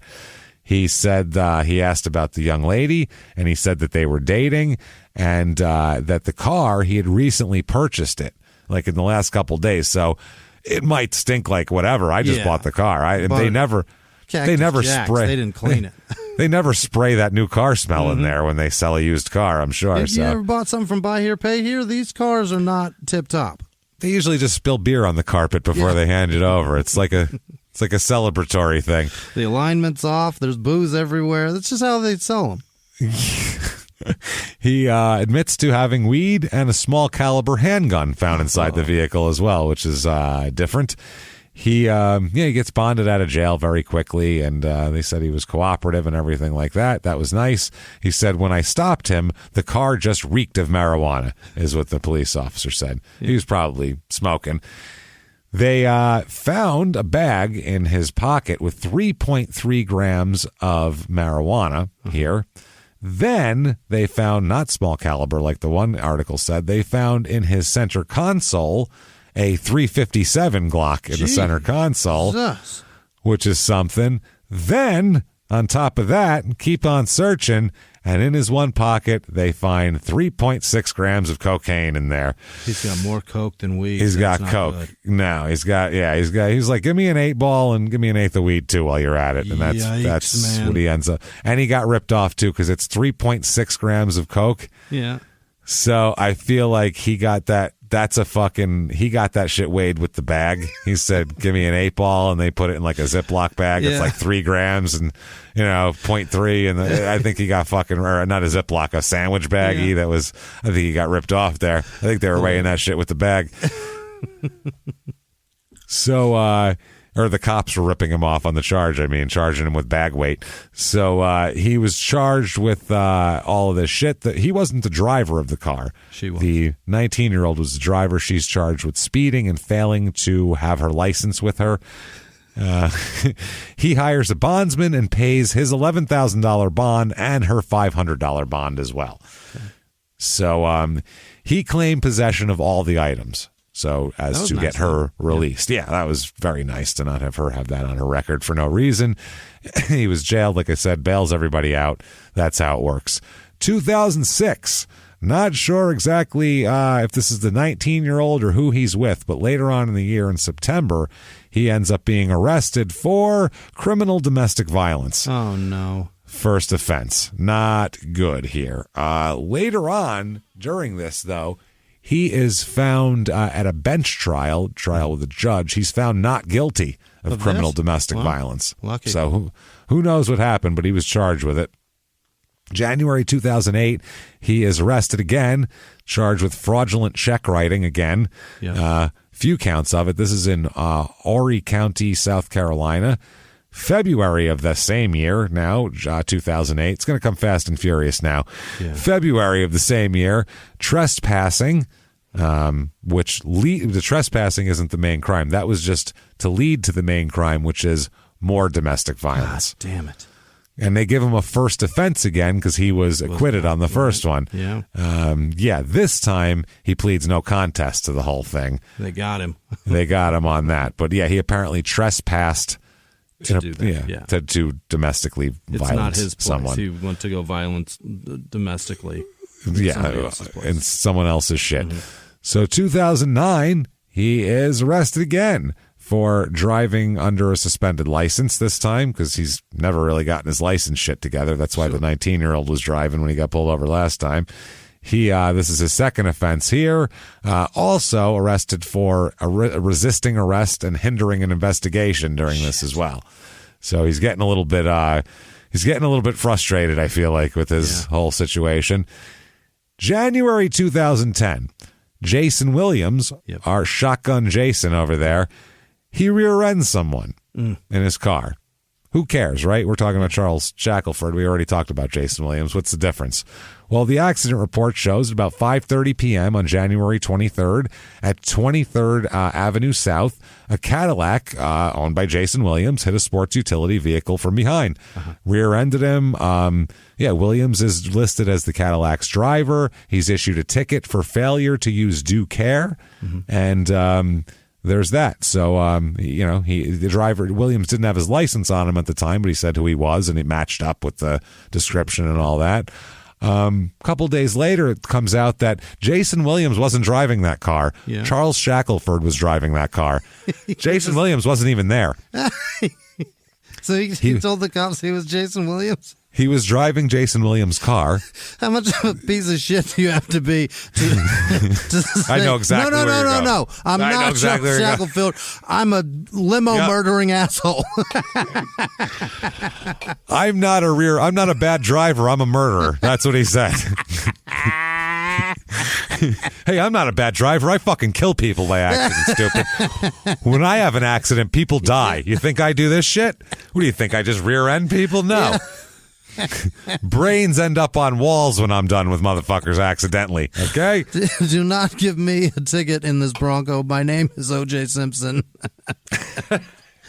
It's hilarious because there aren't many people who could pretend to be Jayson Williams because they pull him out of the car and they go, I'm Jayson Williams. They look it up and they go, well, you're not 6'11". That's weird. You have to be 6'11", and if you pulled a guy over and he said I'm Jayson Williams, you looked it up and it said 6'11", and you looked at him and he's 6'11", you go, I've got to be the guy. Got to be him, right? Who the fuck else could it be? He'd rather be that asshole than himself. That's amazing. Himself. Yeah, well, even with all the murder, Jayson Williams still has more money than this guy ever made in his life. Because Williams had a $100 million contract. He had one of the biggest contracts, $90 million, $91 million. He had a property with a name, for Christ's sake. Yep, because then he blew his leg out the fucking a year after he signed the deal. Brilliant. So the traffic, they found out that it wasn't Jayson Williams and it actually was Shackleford. So now they issue warrants for driving under suspicion, hindering prosecution, giving false information. He's got all these charges on him. Yeah. Fucking idiot, man. All because he didn't want to admit to the piece of shit he is. Because he was driving with his license suspended. Right. He didn't want to deal with that. So he's dealing with this shit. Oh, my God. He said, when asked Shackleford about it, he said, quote, it was a little mix-up, but we'll take care of it. I live in Myrtle Beach, and I have a lawyer who should take care of everything. You were mixed up? I thought I was Jayson Williams for a minute. It's weird. That's how good that Cadillac is. You drive a Cadillac, you think you're a better person. That's just what it is. You see pictures of him and stuff, you just think, I'm him now. I was hanging out with him. I said, yeah, sure. March of 2010, as if this wasn't bad enough, more fraudulent checks he's arrested for in Horry County, South Carolina. So there are a couple more counts of that. Jesus, a bunch of counts. Looks like 6 counts. It happened over a couple month period. He just went on a check writing binge. Holy shit, look at all these. There's so many of these. Listen, man, March, April, January. It's every month. That was his way of paying for shit, apparently, for a while, was I'll just write checks that don't have any value. Very nice. July of 2010, he's arrested again. This time, a little more serious, he is arrested in an undercover drug operation that finds him selling 150 prescription pills to an undercover officer. Oh, no. Now you're fucked. Now, it's all fun and games when you're driving around with a little weed and even a little coke in your pocket. Right. I'm not condoning coke, but I mean, hey, you know what? To each his own. If you're not bothering anybody with it, I don't give a fuck. Once you start selling prescription pills to undercover officers, you're in trouble, and you can't just say, I was just having a good time, officer, anymore. Or judge, I should say. I was just having a good time. That's not even for entertainment purposes or no. Or like just, that's just he's selling scum them. behavior. And it set up a deal to an undercover officer. It took place in the vicinity of Fairgrounds Road in North Carolina, some other shit. He was arrested, transported, processed, all that sort of deal. Like held $1,000, on James. That's like $1,000. Yeah, $30,000 secured bond, and he's fucked now. That's not good at all. Somehow he gets out from under that. In January 2012, he's arrested for simple possession of marijuana in Richland County, South Carolina. July 18th, 2012, he declares bankruptcy. It took him this long? Yeah, I don't know how he held on. Chapter 13, this long to build up the debtors, I guess, to have to pay for it. Chapter 13 bankruptcy he files here. His life has turned into just a mess of shit. I mean, he's got a wife that had to hear about him having an affair with a stripper on national television. Jeez. How often do you... when that comes out, is the person on national television? Like, that can't get any more embarrassing. You have to feel bad for her and her kids and all that just mess going on. And I mean, I feel bad for a lot of people, Jimmy, but not nearly as bad as I feel for Charles Shackleford, dairy secretary at the Cabinet Office in London. He's secretary. Like the secretary of dairy for England, I guess. I don't know. Charles Shackleford, owner and operator of Great Wide Dallas Mavis. I don't know what the fuck that is, in Crowley, Texas. Charles Shackleford, correctional officer at Southeastern Correctional Facility in, looks like Australia. Okay. Charles Shackleford, technical sales consultant at AT&T in Georgia. Charles Shackleford, firefighter at Fredericksburg Fire in Fredericksburg, Virginia. Holy shit. Charles Shackleford, police officer, and I only found this because he was getting a commendation in 2010 where in one night he captured 3 suspects who had just burglarized 2 different residences in the middle of the night and recovered 2 stolen vehicles and a shitload of property. One Goddamn dude did hero. that. So there's that guy, Charles Shackleford. While he was doing that, our guy was pretending he was Jayson Williams, was pretending to be a murderer. 2013, he's arrested again for weed, it looks like, and he's being called a habitual offender now. Yeah. Which is, it's weed. Who cares? It's also late to be calling. He's habitually offending like a motherfucker. All the time. He's a habitual motherfucker. Let's just say that in general. 2016, he's breaking another crime and sports rule. Moves back home. Oh, no. Moves home to Kinston. By now, he has 4 children. Fuck. That are older. 2 are girls in college in 2016. I think they came in the NBA in the late 80s, for Christ's sake.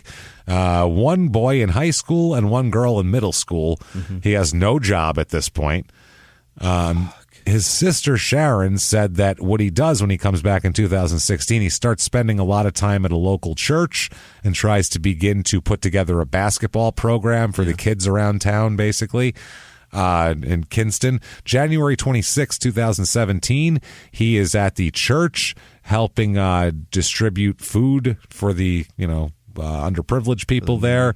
Yeah, for the needy. His sister said that he was looking great. He was looking in a great mood that day, very happy.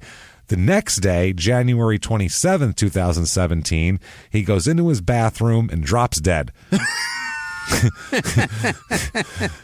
Dead. Dead as fuck. Just dead. Did he take some of the fucking food home? Was it spoiled? Jesus. I don't know. He apparently he drops dead when they find him. Dear God.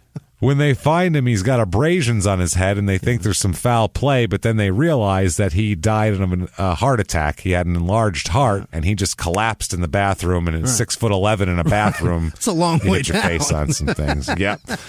No drugs contributed, according to the autopsy. He was clean for, I guess, first time in a while there. Jesus Christ. Yep, an enlarged heart along with left ventricular hypertrophy. So pretty fucked, basically, there. Toxicology results showed there was no drugs, were not a contributing factor to the death. So I don't know if he had drugs in his system or what. He had chronic pain because he's 6'11" and played basketball for fucking 20 years. So, I mean, I wouldn't be surprised if he had some painkillers or something, but that's not what gave him the heart attack. It just happened. So they said no foul play was suspected there. And at the funeral, Unbelievable. Isn't that fucking Poor crazy? fucking guy. I know. You laugh, but it's because you're like shocked. It's just shocking. Surprise. So at his funeral service, Chris Washburn is one of the speakers. I don't care which side I carry him on as a pallbearer. Because which side do you want me on? I'll flip it. I'll go either way. He said, I found out in his later days here he made some big changes. We both had some challenges, some peaks and some valleys in our careers and life, but he was doing well, and we're both amphibious, so I'll miss him forever. He's got a nephew named Josiah Shackleford who was playing. He's a tall kid, too. I think he's 6'8.5", this kid, his nephew, and he was playing ball in high school, and he ended up in he's playing at Brunswick Community College, so he's doing like a JUCO here, junior college year, and I don't know if that's because of like a COVID situation or if he's just building up his whatever, but he's got a 40-inch vertical jump, and he's fucking 6'8.5", so wow. That's athletic as fuck. That's crazy. Really athletic. Can't get enough. Well, you can visit him at his grave. He's buried at the Pine Lawn Memorial Park in Kinston, North Carolina. Yeah. And there he is. So that, everybody, is Charles Shackleford. Wow. And quite the goddamn crazy life that guy led from start to finish, I would say. I'll tell you. He could have had a lot more, I feel like. If he if he had been smart and just used his talent. Fuck, man, he was so good. He was so good. He had so much opportunity. I don't know if it was like a mental thing, like when he got in that better competition, he shrank, because that happens to some people. It's and then true. when he felt like he was a dominant player, he could do it. Or if, I don't know what it was, because it seems odd that you would go from like 17 points a game to 4 or 17 rebounds a game to 4. Right. Like, I get that there's better competition, but rebounding isn't like, it's a different thing. Rebounding should translate to wherever you go. No matter where you go, right. Usually a good college rebounder, if they're a good college rebounder, they go, well, that'll translate right away to the NBA. If a guy can get into the boards and bump around, we can get boards. So, I don't know. It's a weird fucking thing, but either way, there he is. And also Jayson Williams, Vernon Maxwell, and Rae Carruth, and a bunch of our other alumni. And J.R. Ryder. Fuck, oh, man. yeah. Washburn, Ryder. Everybody showed up today. It was fucking wild. So Arugula Jones was there. Everyone was there. I don't understand. Everybody comes through. Everybody came through. That's how that goes. That's Charles Shackleford. If you like that show, get on whatever the fuck you're listening on. If there's a way to rate, goddamn rate us 5 stars or 8 stars or 1,000 stars or however many fucking stars you can rate, give it to us, goddamn it. So help us out there. Also, listen to the other shows on the network. Check that out. Other shows on the network. Game of Crimes is amazing. These two guys have wild stories. They have tons of guests. You'll have everything from like some investigator that had some big giant federal investigation, or you might have a hitman on one week who's live from a Colombian prison or some shit. Like, you never know what you're gonna get from it's crazy good stuff, wild stories. And Life After Happy Face, also a unique take on true crime for fucking once. Good stuff there. Melissa Moore, her father, of course, unfortunately for the world, was the Happy Face killer, Jesperson there, and a very bad guy. Doing bad things.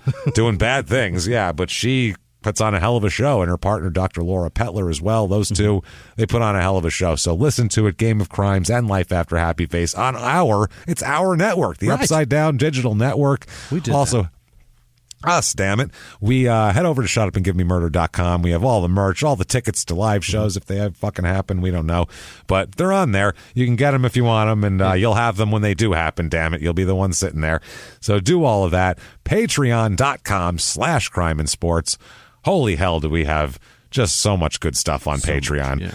We just put up a couple days ago some serious gems. First of all, we talked about the Malice at the Palace. What a documentary.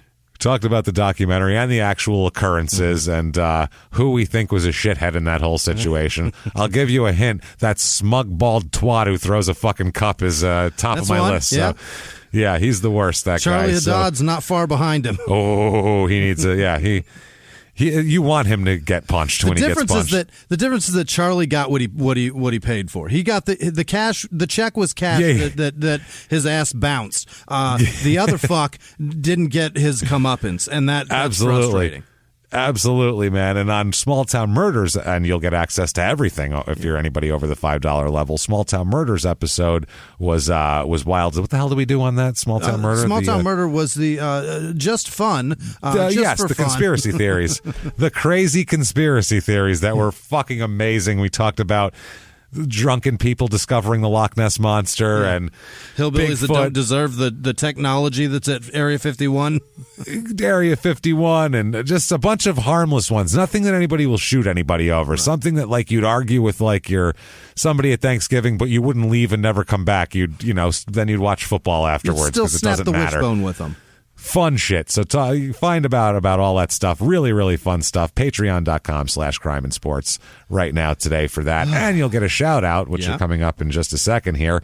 And that's because, damn it, we're appreciative. You're right. And if you just want the shout out and to, have our undying love and affection, you can do that over at PayPal as well using our email address, crimeinsports@gmail.com. Right. And if you want to follow us on social media as well, we are at Crime and Sports on Twitter and Facebook, at Small Town Murder on Instagram. Mm-hmm.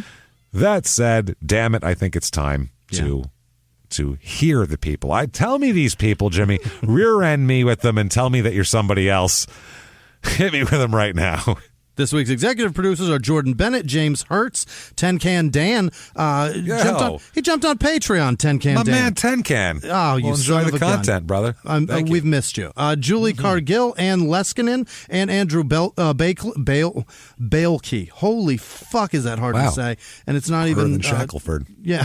Thank you so much, you guys. Thank you. You're unbelievable people, and I hope that you get everything you ever wished for because you've done it for us. Other producers this week are Peter Stone, Justin Avi, and Kristen Haliko.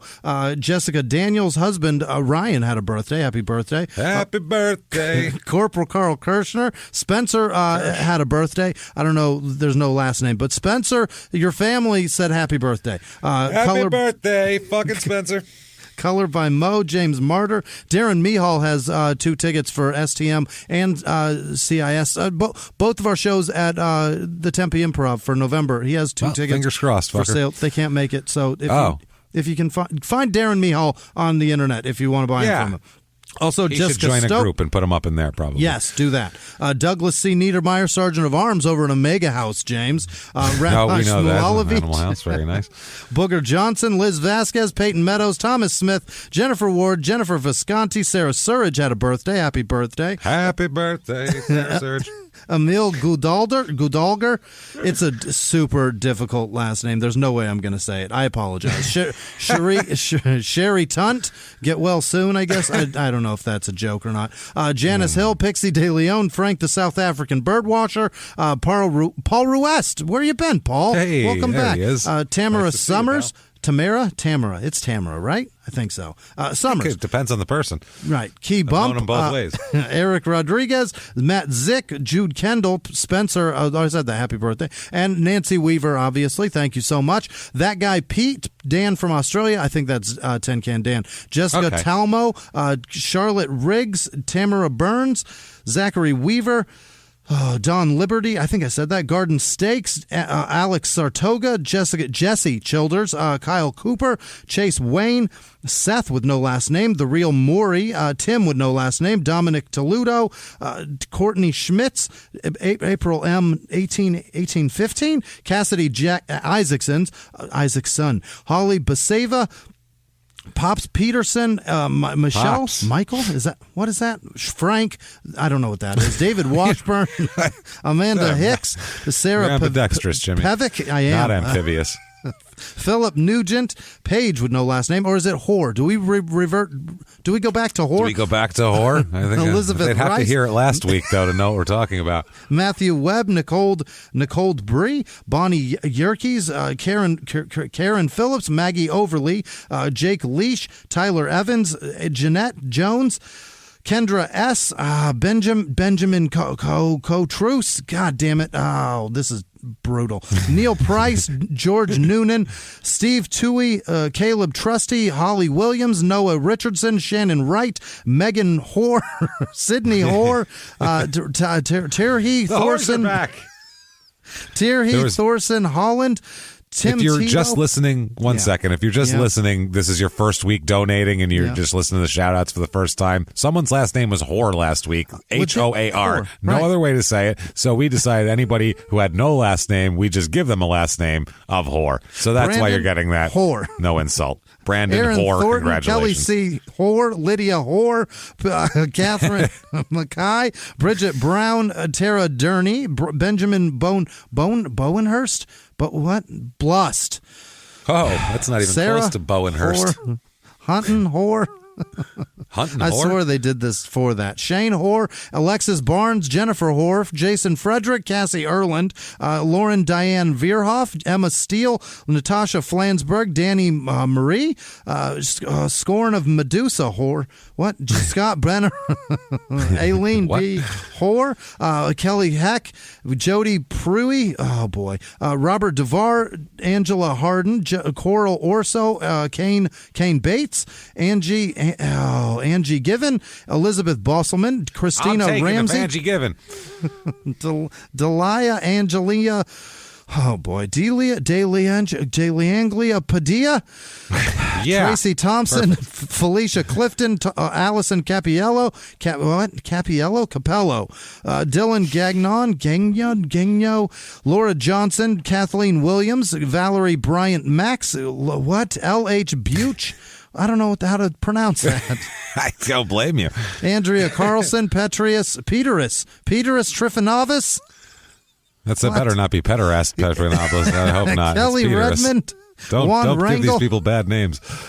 Allison DMV. What DVM? Lindsay Bacon, Kyle Gantz, Tim Hart, Abby Smith, KB with no last name, just K and a B. All right. It's a hook. I'm trying my best. Nancy A. Newcomb, Ethan Ramsey, Kelly with no last name, Terry Riopel, Diane Martinez, Trevor Green, Teresa Moss, Kim Head, Devin Balecki, Paul Bordley, Juan Piper, Julian Piper, sorry, Samantha Turner, again. Elliot Bricknell, Colby Rich, Miguel Chavez, Nekia, Nekia, Nekia. Carlos with no last name, Shelly Gorecki, Two Turtles Doing It, Justin Weeks, Logan Miller, Julian Caballero, Nate Locatelli, Mike with no last name, Amy Bennett, Bobby Maris, Devin Baker, was that Devin? Darren Baker, Tristan O'Brien, Julia Serter, Dan with no last name, Sam with no last name, Leanne Overbay, Rob Washek, Jennifer Malone, Jocelyn Rowe, Amy Alfrey, Lindy O'Bray, David Baird, Cody Garreau, that's Joan Hammer, Alberto Scarfano. What the fuck, man? Dusty Martinez, James with no last name, Jessica LaDuke, yes, Mark McPherson, Wes the engineer, Jody Sif, Bobby Burizich, Nicole Sourdonodic. What the fuck? Kevin Devaney. No, that's easy, right? Let's see. What the fuck is this? D. Rich. No last name. Katie with no last name. Brittany Summers. Matthew. Nope. Melito King. Jen with no last name. Samantha Fisher. Lindsay Peterson. Danny Stewart. Jennifer Wooden. Rodney Erickson. Drew Ritchie. Janae, I think. Jeff Craps. Heather A. Vern DeWorm. Tina B. with no last name. Emma Roberts. Tori Sam. James Polend. Meredith Holly. Brittany with no last name. Matt Walden. Claire Gregory. Robert Snapa. What? Sean O'More. Sean. Shit, I don't know how to say your name. Sean M. Moore. Jennifer Matthews. Paul Marcan. Madison Bell, Keith and Matthew Knoll, Princess Tia. Oh, is that Princess Tia? No, I don't know them. Oh, Ryan Newsom, DC Fisher, Sonny Wilson, Faith with no last name, Katie McGrath, Sheridan King, Brent Gleason, and James Wright. You guys, thank you.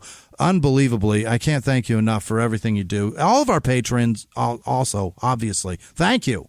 Thank you so much. Good Christ, thank you so much. We cannot do any of this shit without all of you people. Thank you for everything you do. We really hope you love the Patreon episodes because we have a lot of pride in those, and we really hope you like them because they're so much fun for us. So get on that and enjoy that and all that shit. Jimmie, what if they wanted to enjoy you? How could they enjoy you outside of here? I hope you've enjoyed this, and thank you so much. You can find me at Whisman Sucks, WHISMAN Sucks, on Twitter and Instagram. And thank you guys truly for everything that you've done. This is unbelievable. Certainly. I'm so thankful for you. Where can they find you, James? Oh boy, I am at Jimmie P is funny, or you can Google the show, and then we're both on there. And you could Google the show hosts. There we are. Make it easy. You can probably click on both of us at once and make it an easy deal there. So check all that out, and keep coming back and seeing us over and over and over again because we're not going away. God damn it! That said, we'll be back live from the Crime and Sports Studios. We will see you next week. Bye.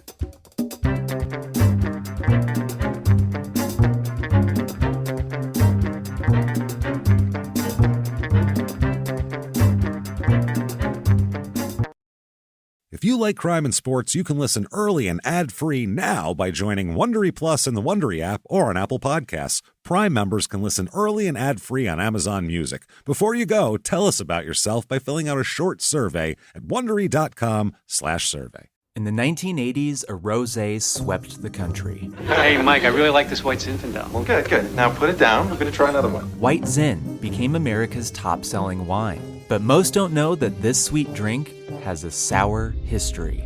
What began in 1986 with counterfeit bottles. A big fraud, a multi-million-dollar fraud. Sent investigators chasing one of the most powerful families in the business, the Licciardis. But the closer the feds got to them, the more dangerous things became.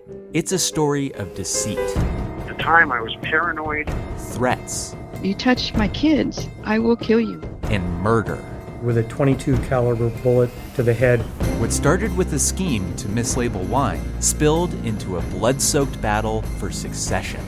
Welcome to Bloodvines. You can binge listen to Bloodvines exclusively and ad-free on Wondery Plus. Join Wondery Plus in the Wondery app, Apple Podcasts, or Spotify.